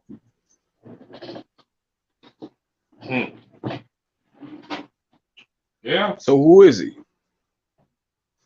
He ain't nothing. I don't know Who is much he? about him. He might be that same selfish basketball players that people give us a negative stereotype about.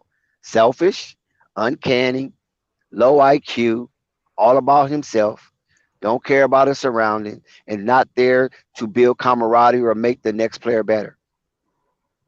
That sounds like their whole roster. I won't say the Unfortunately. whole roster. I Well, won't I give mean, everybody that. I don't think Jalen McDaniel's that type of player.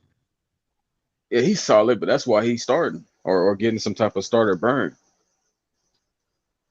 Like I think that he's probably the most solid one from that group, and he has been for a while.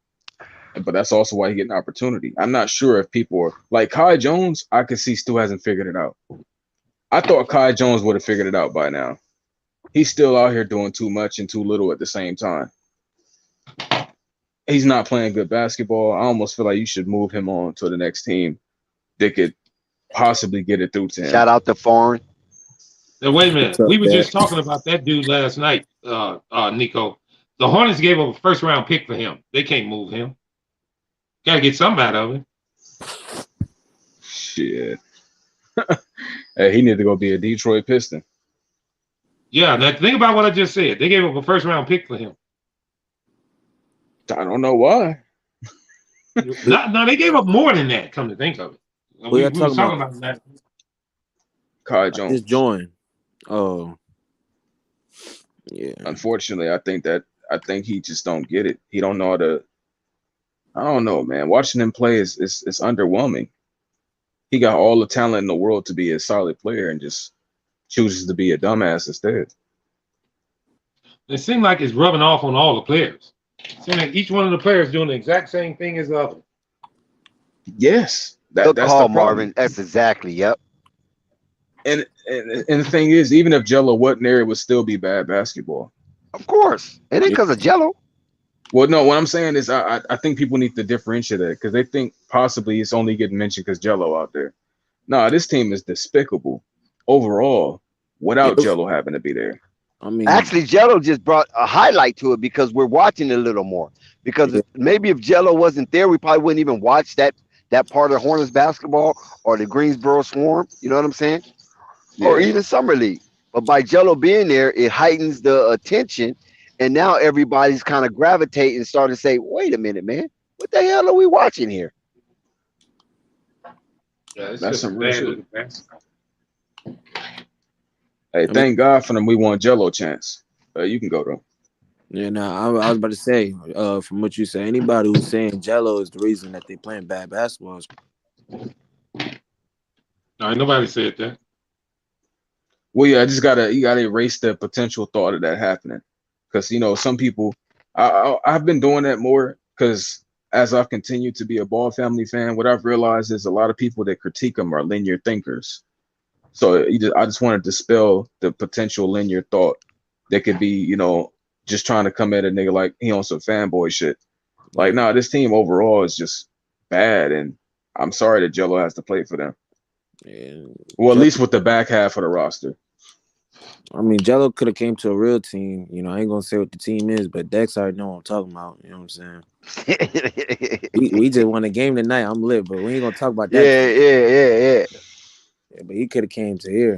I mean, he would have had a better opportunity if we're being And honest. where's here? And where's here? The Orlando, Magic. Yeah. and they need shooters. They Mhm. need a 3-point shooter, a sniper. He could have They most sure definitely do. came here. Brought Hey, us Cole more Anthony It will teams. get wasn't his him decision. involved. It wasn't his decision where he was going. Y'all know that, right? Yeah.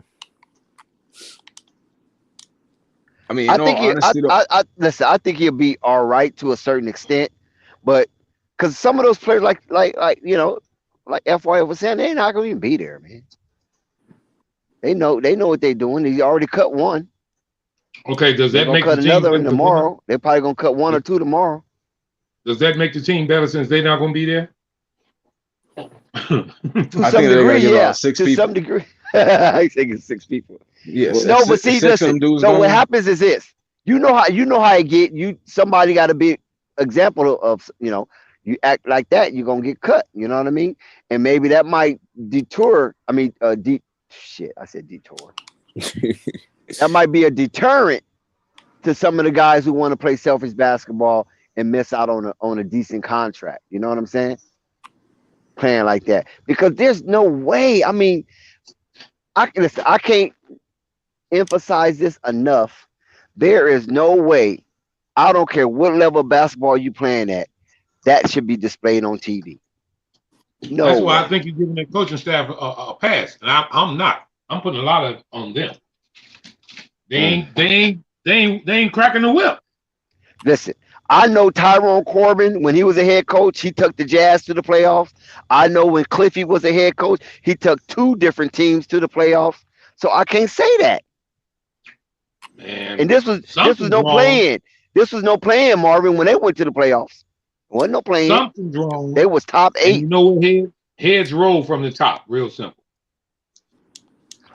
I just think I'm just gonna tell you what I think, honestly. From knowing Tyrone Corbin, who's a hands-on coach, he don't play. He took the Utah Jazz to the playoffs in absence of Jerry Sloan. So being up under Jerry Sloan is like being up under Popovich to a certain extent. Right. You know what I'm saying? Because we know Jerry Sloan was a hard-nosed player who became a hard-nosed coach. And Tyrone Corbin is one of his pupils. So this is god-awful basketball to him. And what he's probably going to do is say, Cliffy, don't worry about it. I got this. And he's going to put the list out on who needs to axe and who needs to stay. I don't think Cliffy's going to make that decision. I think Tyrone Corbin, because he's a head assistant. And everywhere he go with Cliffy, he becomes a head assistant. And him and Cliffy took a team together to the playoffs. And that was the Orlando Magic. So they're very familiar with each other. They trust each other. There's no backbiting. There's no talk behind the back, no sneaky shit with them two. And Tyrone Corbin's going to handle those guys who do not, who do not fall in line, basically. What you think, Foreign? I got a Cliffy question. was your coach. I got a question. Who is Tyrone Corbin and who he coached for? Tyrone Corbin's assistant coach. Tyrone Corbin's assistant coach for the Charlotte Hornets. He's a #1 assistant. He's like the second Uncle head Vern coach. came out of Duke, Uncle Vern. You remember Tyrone Corbin? Came out of Duke. No, he didn't come out of Duke. He came out of DePaul. He played right. DePaul. Right, he played for a lot of teams. He played for Dallas for No, a I'm while. talking about college. College. He came out of DePaul in college. Wait, DePaul, DePaul University, right? Chicago. Yeah, he come out of DePaul. Get back. Hey, as a coach, I don't understand, but still don't understand this too. Why is we going past Dude and he ain't even coaching a regular NBA for the team for the Charlotte Hornets this year yet? Why is we talking about Tyrone Corbin? Because Tyrone Corbin is a disciplinarian, and Tyrone Corbin had issues with Gordon Hayward when he coached Gordon Hayward in Utah. He was the head coach when Gordon Hayward was in Utah. You know that, right? No, like I said, I know Tyrone. Like you just said, I forgot who Tyrone Corbin was. You remember? I remember that day from Dallas. I also remember from what you just said with DePaul. Because I know Yep. DePaul because Raymond McCoy played for DePaul. He was in school with Right. me. I told you I grew up with people that played the Yep. Cummins. I played with. I know them. I know them people. Yep. All them. Terry Cummins. Yeah. Terry Yeah. Cummins. I told you Mark McGuire. that's my mama's He was my mother's pastor for 4 years at her Yep. church. Yeah, I know them. I'm just saying they're like Corbin. What he got to do with Charlotte? But now I see the assistant coach for him. I see. I get it. Yeah. I Yeah. get And it. he's been with Cliffy for a minute Yeah. because he was with Cliffy with his tour duty in Orlando, and they went to the playoffs together. So he's And more valuable with the Charlotte Hornets as being like a players coach or like what I'm saying, or what? Like he run plays, he run a lot of the plays, he implement a lot of his plays. he's one of them type. Yeah. Yeah, Yeah. he get the locker room right. He Okay. make Yeah. people listen. You know what I mean? Right.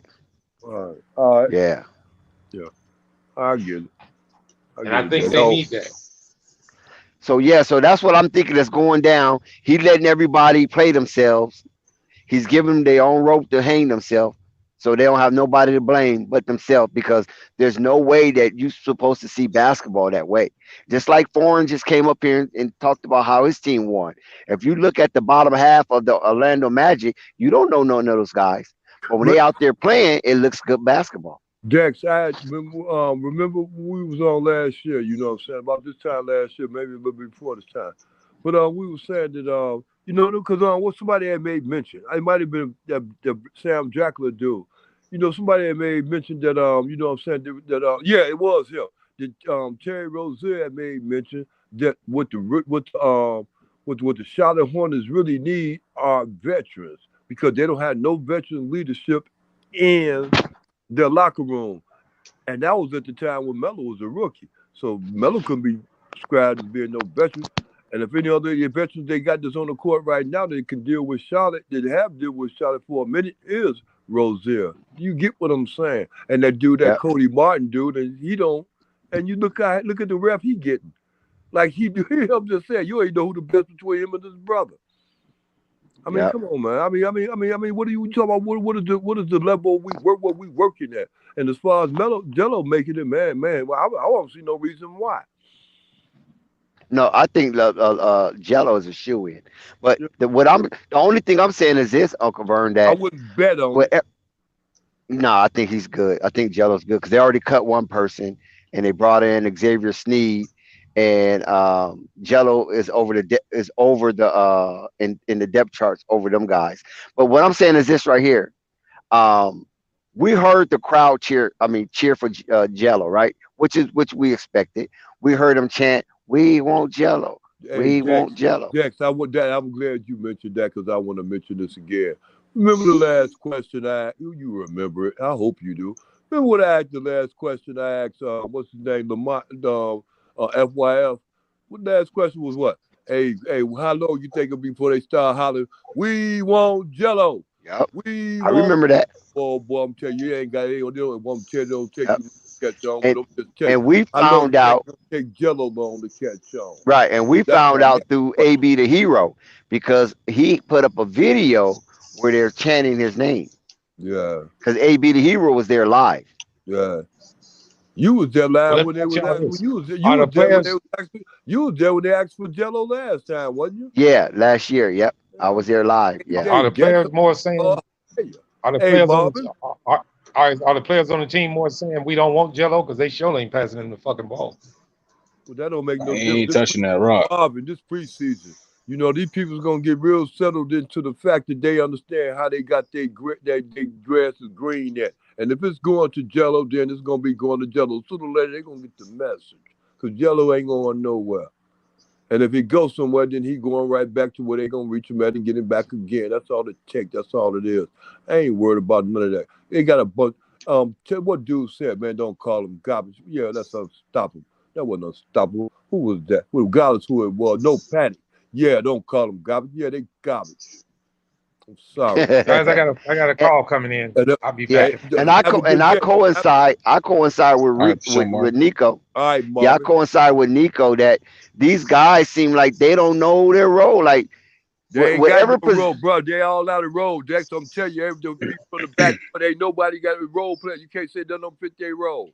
You ain't got one point guard in the back except Melo. Come on, I mean, don't nobody fit there. Melo and Jello. They're the only ones that got. Well, they got to. You gonna be a shooting guard. You gonna be this, and this we want you to run with this. Rest of you guys get in where you fit in, and that's all the way down to Aubrey, whatever his name is. Kelly Oubre. Hey, boy, I'm telling you, it don't take you long to catch on. He ain't got no position. And got, and I then guess that's one what thing, they mean by and what, positionless exactly, basketball. Then the main thing, right there, you go, Jack. Well, I'm telling you, boy, they tall up positionless. And the main thing them they definitely ain't got is no shooter, not a one. they've been building castles. Well, Jello done participated in that too.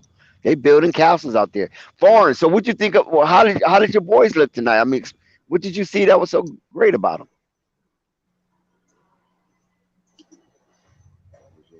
Is Foreign still here? Foreign got ghosts. Oh yeah, Foreign got ghosts. Yeah, yeah, they don't know what they're doing out there. It's just crazy. Yeah, I'm already knowing that. But it's gonna work out for him. Though. It's gonna work out for Jello. That's all I'm just worried about, concerned about the Jello. I ain't worried about the Charlotte Hornets team as an organization. Dex, what I look like? My pole butt.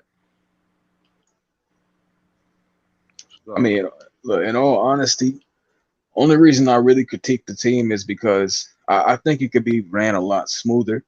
I think they have all the pieces to have a decent team, but refuse to be decent. How this Nico, I know this Nico, I'm gonna tell you, man, come up off that, man. Get your heart off your shoulders, bro. Look here, where you see they have an opportunity to be a decent team without Bridges. Because they got a lot of guys who are skilled, but they're trying to showcase skills that they don't need. Name three of them. What you mean? I mean, you ain't gonna be able to name three. You gonna name two, but then I'll give you the two. But name three. Make it I'll hard. be honest. No, I know the players, but I don't know them by name right now. If I pull up the roster, I know they skill set and what they do. But whoa, hey, whoa, Nico, look. These people pay, they get money. These people play to get money. I'm gonna tell you something. Look at these people. Look at this roster they got right now with the Charlotte Hornets. Look at Houston's roster because they got a whole bunch of young players, but then Charlotte got some older players too in the mix that ain't finna do jack in the league. You understand me? And that's that veteran help that Terry Rozier been crying about. Them veterans ain't standing up. They sitting up there watching Melo do everything.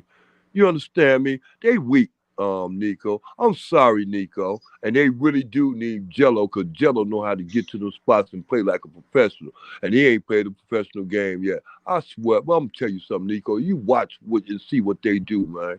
They ain't got it, Nico. They ain't got it upstairs. And if they ain't got it upstairs, Nico gonna take them a minute to get it upstairs. Whether they got it downstairs, they ain't that great downstairs. Except for what's his name? And he ain't even playing. He got problems. The one that jumps out the gym.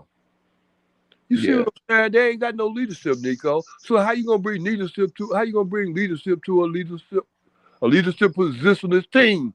How you gonna get wins out of it? That don't equal wins, Nico. Talent don't equal wins because they ain't got no talent, Nico.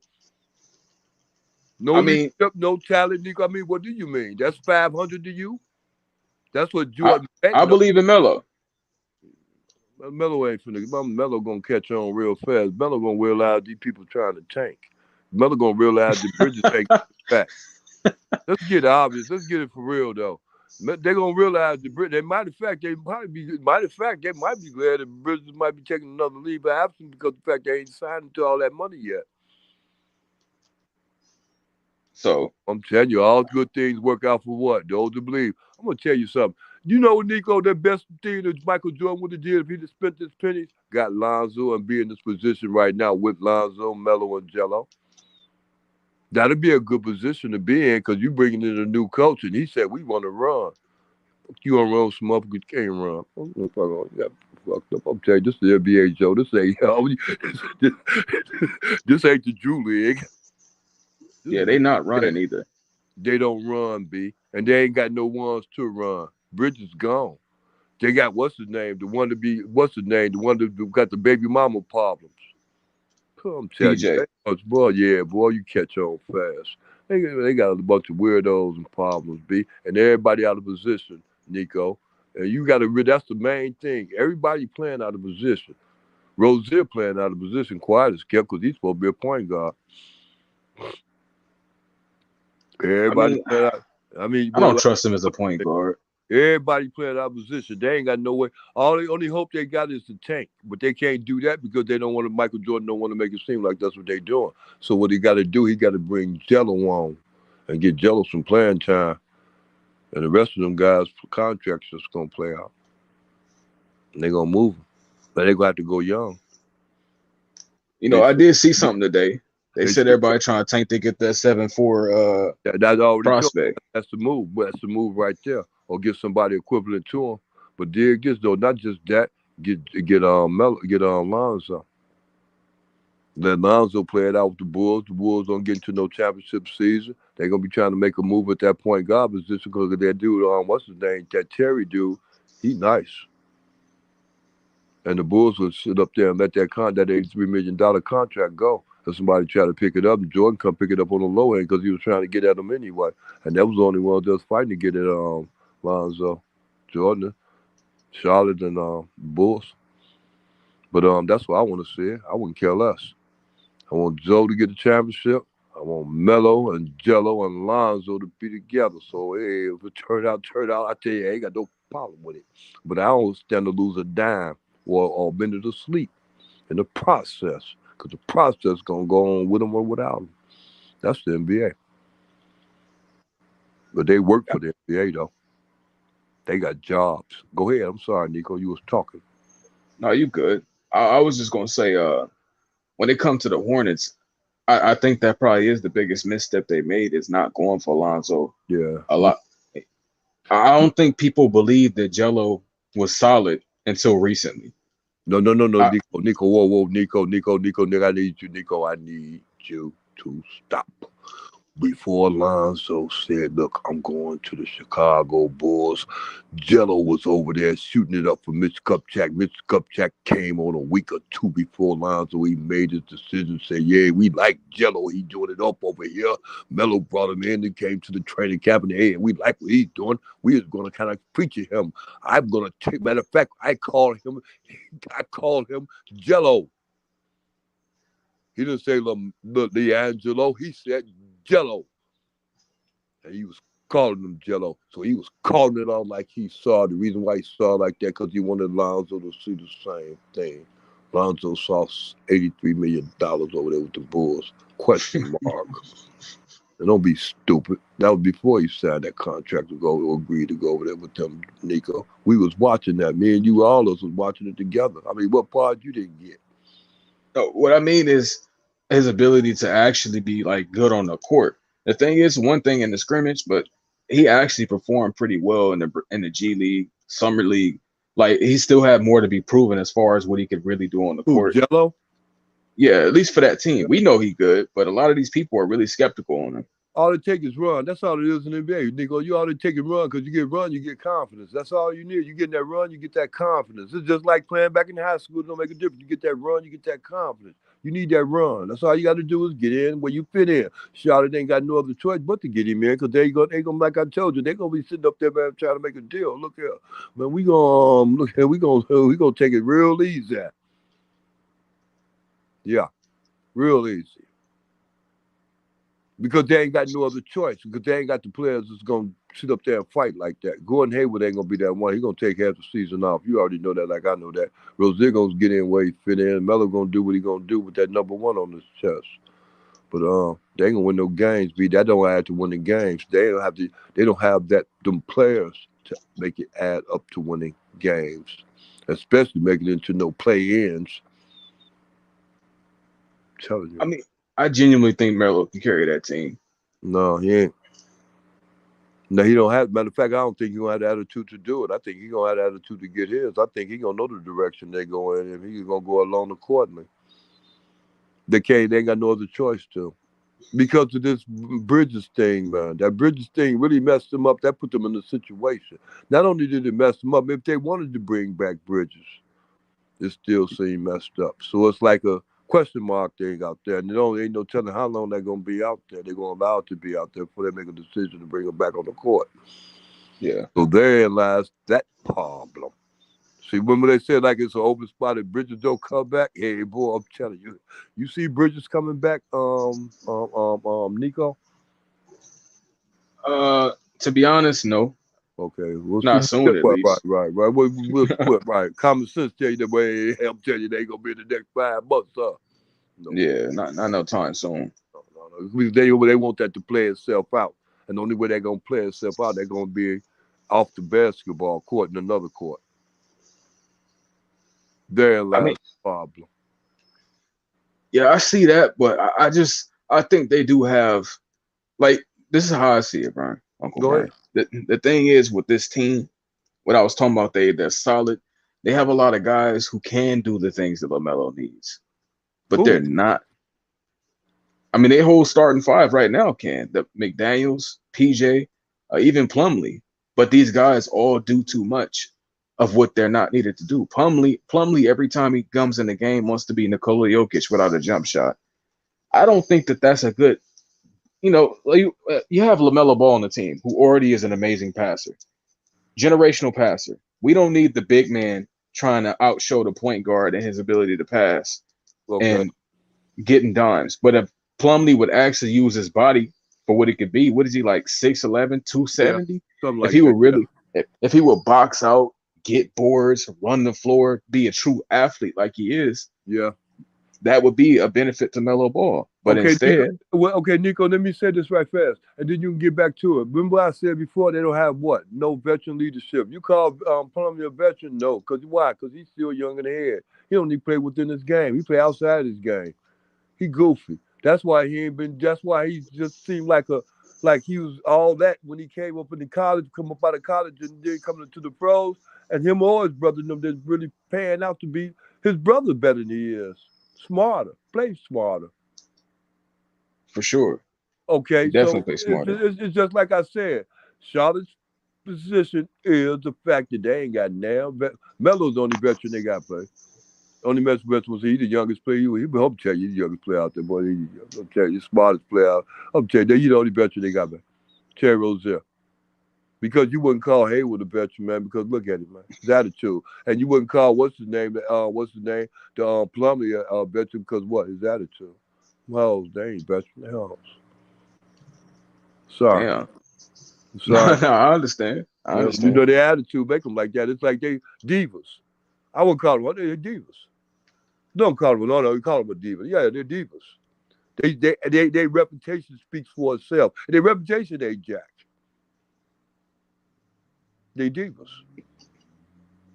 I I get apologize. I ain't call them divas. They divas, man. They divas in the game. Plumlee realized he got years in the pros, so he can do that. Haywood realized he got years in the pros. He can do that. The rest of them bums can't do that. Rozier's question mark. He ain't got it like that. So he still got to prove himself every time. He still got to prove that contract why Charlie gave it to him in the first place. He ain't lived that down yet. Gordon Haywood, I don't even want to talk about him. Now, who else is to talk about them besides dude with the baby mama drama? And the other one that got court drama. The rest of them guys, they was bad picks. Just like what's the name was just exposing about why he get to be picked like that. The rest of them guys, they number bad picks, be real bad picks. And Jordan got what's the name a motive, attitude, of doing that, just that, making bad picks. for sure. Now I'm Yeah, about to say that lies the other problem. They brought these guys together that don't mesh well because nope. nobody has the balls to actually try to do the right thing. Everybody's just trying to do for themselves. And The front court, all of them match each other. They all play the same way. They really play. They play. They don't play off the ball. None of them play off the ball at all. And when they play on the ball, they limited it with that. You understand me? They can't none of them take the ball and go and get busy. Only way with Bridges, and Bridges can't really too much do it. He learning how to get busy with the ball off the ball like that. As far as getting the ball to making moves and stuff like that. He learning how to do that now. But the rest of them guys can't do that. They can't do it like he do it. and they have problems. And that's why when they have problems, the other team got the ball going back down court because they're not good at what they do. Even when they went to go get that what's his name dude, that Smith dude, that what they got now, he ain't gonna too much make a difference because all of them playing that same position, the back court. They all got that same mold. All of them fit the same mold. They out of position.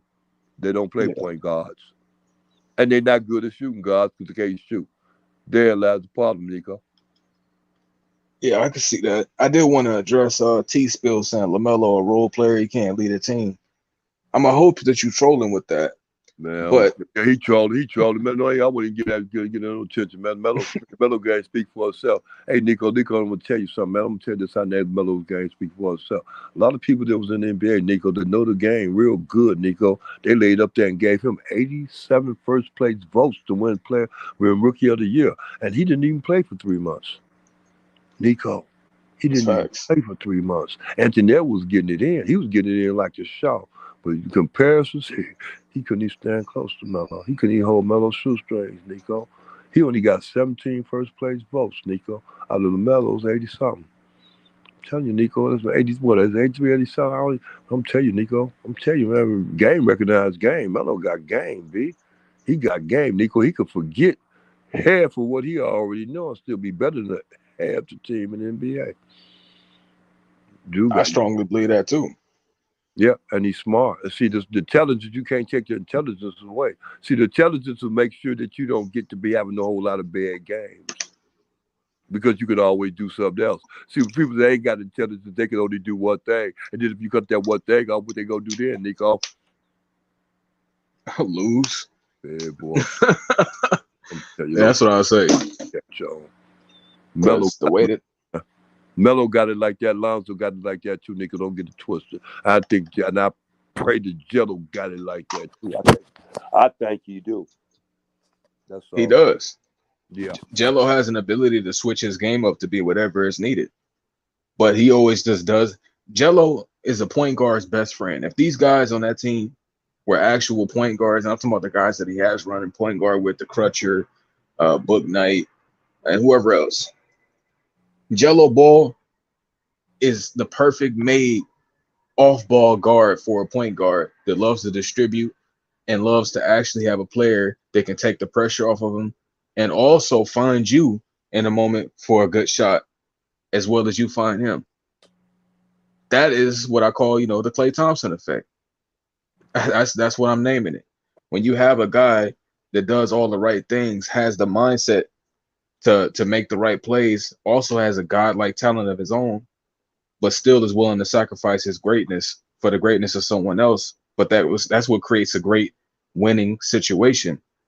And none of those guys in Charlotte have bought into that. Hey, Nico, who won the last MVP?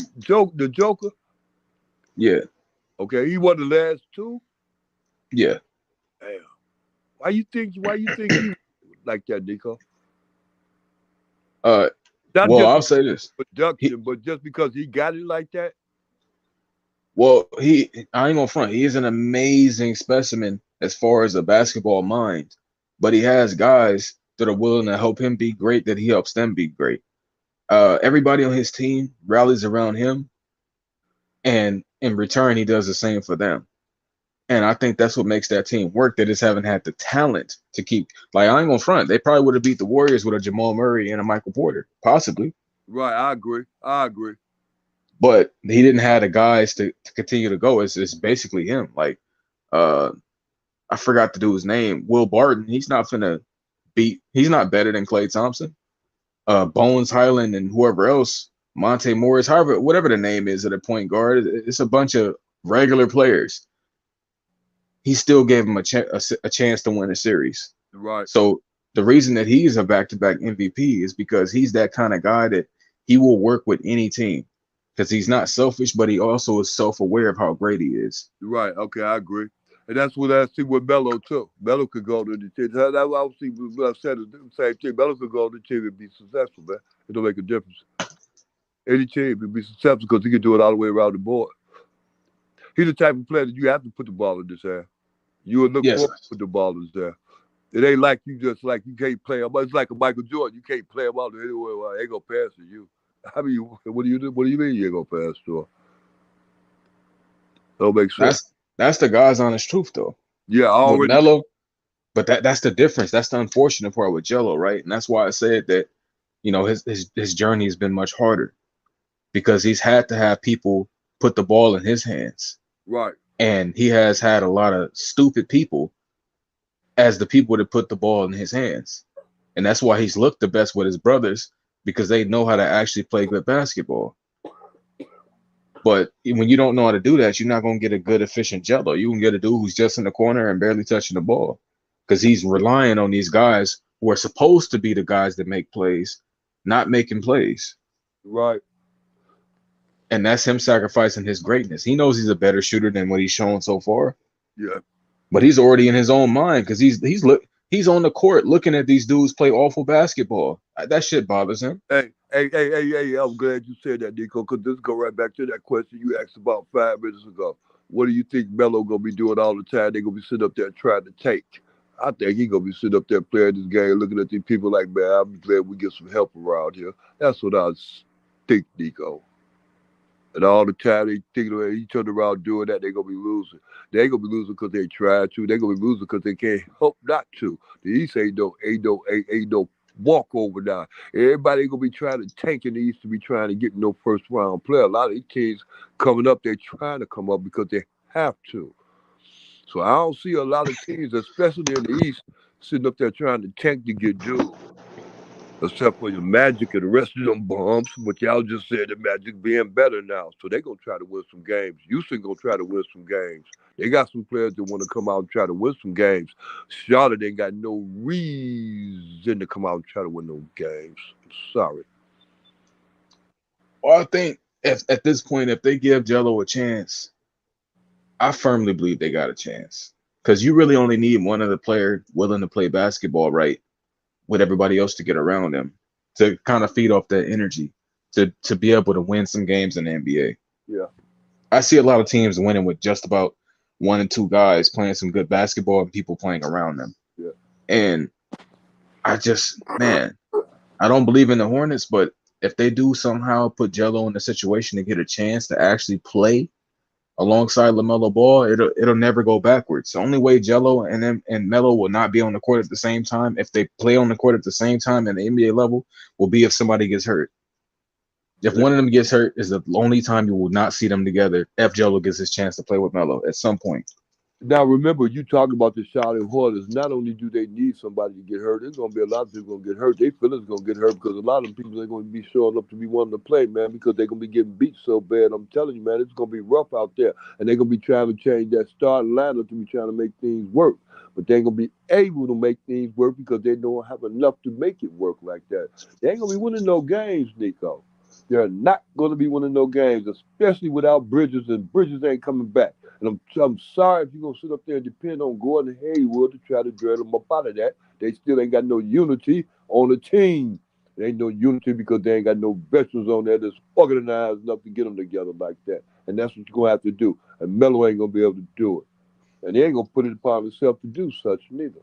They better be getting him out there with his brother so his brother can sit up there and shoot some threes and keep them people up off them and keep their honest and keep their offense to keep their offense honest. Because if they ain't got no shooters, you know what they're gonna do there. They're gonna drag the defense gonna drag in and guard that rim. And they ain't got no players to take it to the rim like that. So you see what kind of game it's gonna be, right? Yeah. There you go. Yeah, I see that for sure. Yeah. I guess I got all my eggs in the Jello basket right now.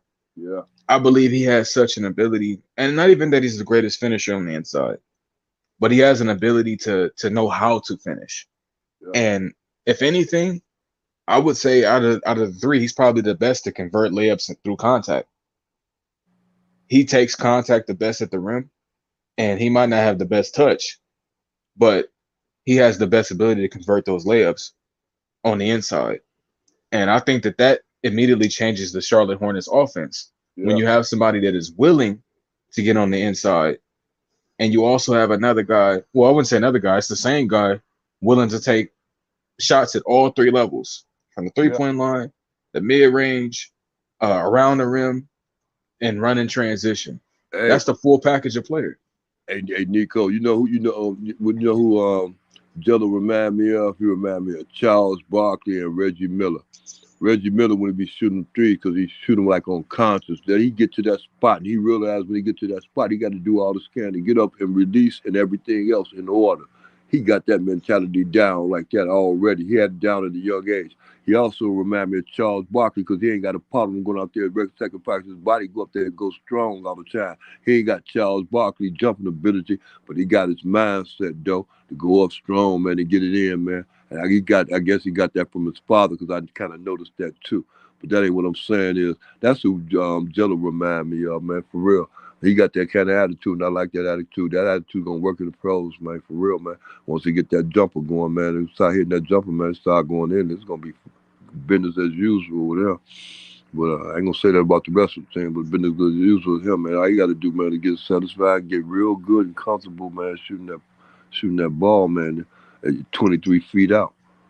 This the NBA. This ain't college or high school. It's the NBA.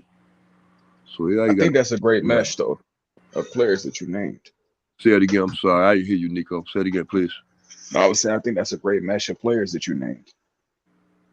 Yeah, I'm gonna say not Ray Allen, Reggie Miller and Charles Barkley. yeah. Just on that attitude alone, that Reggie Miller, because you know how Reggie Miller ain't got no problem with shooting that threes all the time. I'm gonna tell you something for real though. You know.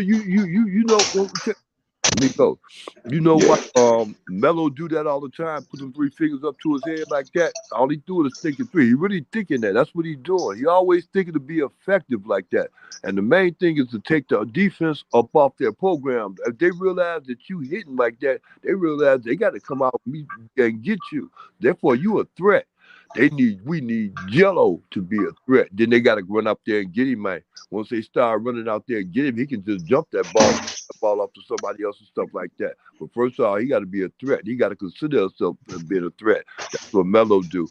Melo considers himself being a threat, man, and he reminds people just like Melo did. The Melo what's the name that played with New York Knicks? Him. Yeah, Yeah, just like he did do the same thing. Take threes, man, all day, every day, man. Yeah, twice on Sundays because it ain't no rest. Yeah, take threes, man. That's how it is, and that's what Melo do, man. So he a threat, man. He a threat in the NBA. Jello got to do the same thing. That's all he got to do. He got to do the same thing. He'll be a threat, so like his brothers. and what makes him really hard to guard is the fact that he's willing to pass. These guys that aren't willing to pass are easy to guard. I Right, don't think they realize that. yeah. When They somebody gun ho. knows that you have no ability to pass, Yeah, they gun ho and they out for they don't themselves. have to do. They don't have to think about anything.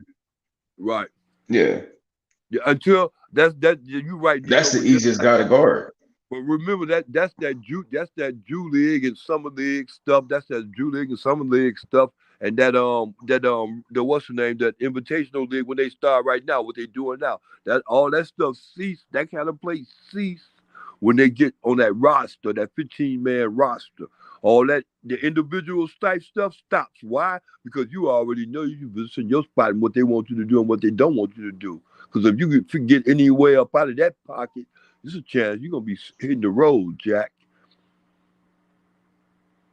And that's what they got. They got a bunch of I see position. that. That's what Charlotte got. A bunch of positionless players. Can't none of them play their proper position because none of them got a proper position. They made the position for them. All the way down to Baylock or Bullock, whatever his name is. All the way down to that, man, for real. None of them, Nico. They ain't none of them, man.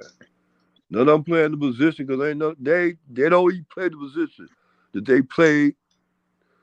Man, no. Terry Rozier, I don't know what Terry Rozier was playing in college. I don't even remember. Whatever it was, it wasn't point guard because he wasn't no point guard there. So I don't know what he was, though. But like I said, the rest of them guys, man, Baylock and the rest of them, they playing out of position.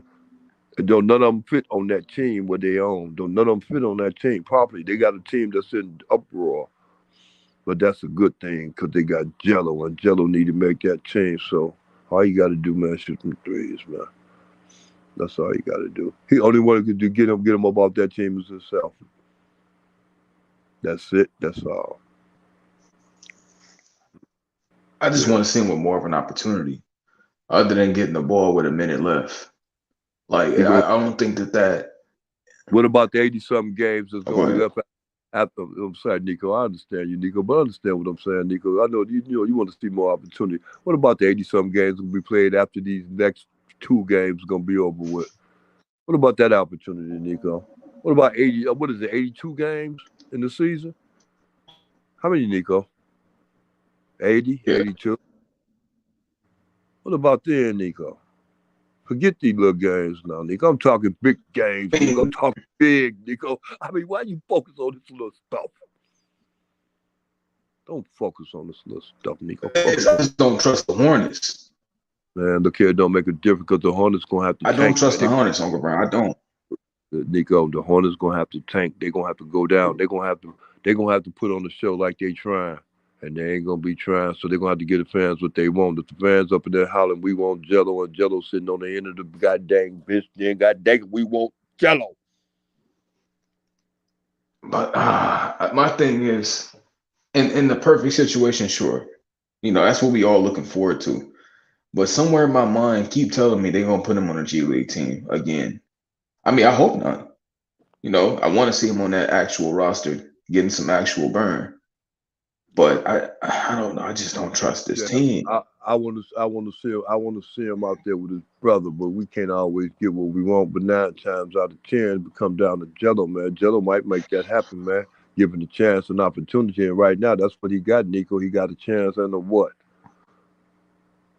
Opportunity, boy. It don't take you long to catch on, Nico, and that's all the man asking for, Nico. I mean, what else you want to do? Want to sit up there and say, look here, we're going to put you on anyway. We want you to play 30 minutes and get you 30 points. You know what I'm saying? Jello could do it, but I don't think they going to sit up there and tell him to do it. It's just like Saturday, what's his name? Biggie Smalls say, look here, we heard dude rap. So we ain't going to Saturday because we don't think he's going to be appealing to the fans and everything. The next thing you know, Biggie Smalls blow up like the grand, I'm telling you. And they said, like, oh man, what this guy we was talking about Saturday just 2 years ago? Well, I'm telling you, man, people don't catch on, but I catch on real fast. I see Chatter when it's in front of me, man. Jello can go in the NBA. He can.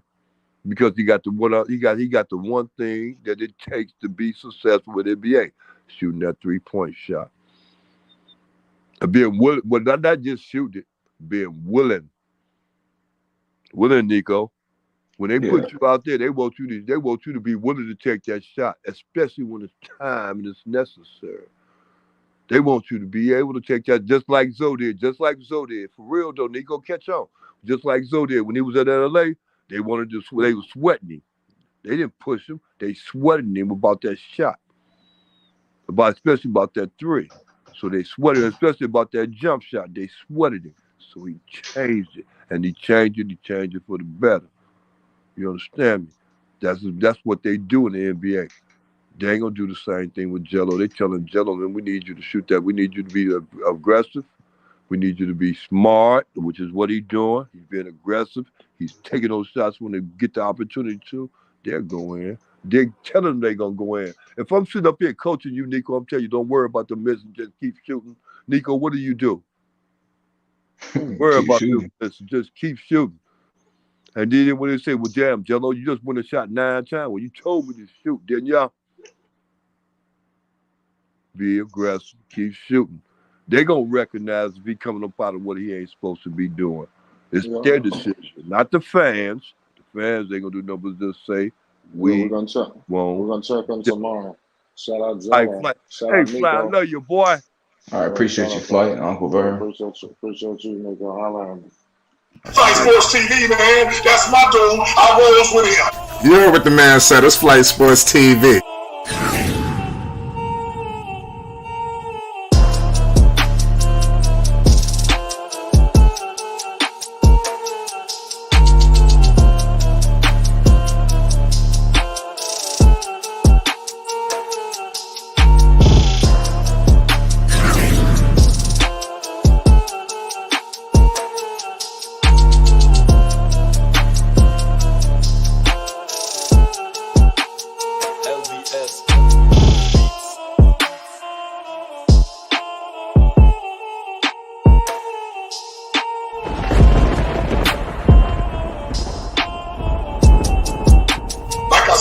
Sports TV. That's where it's at.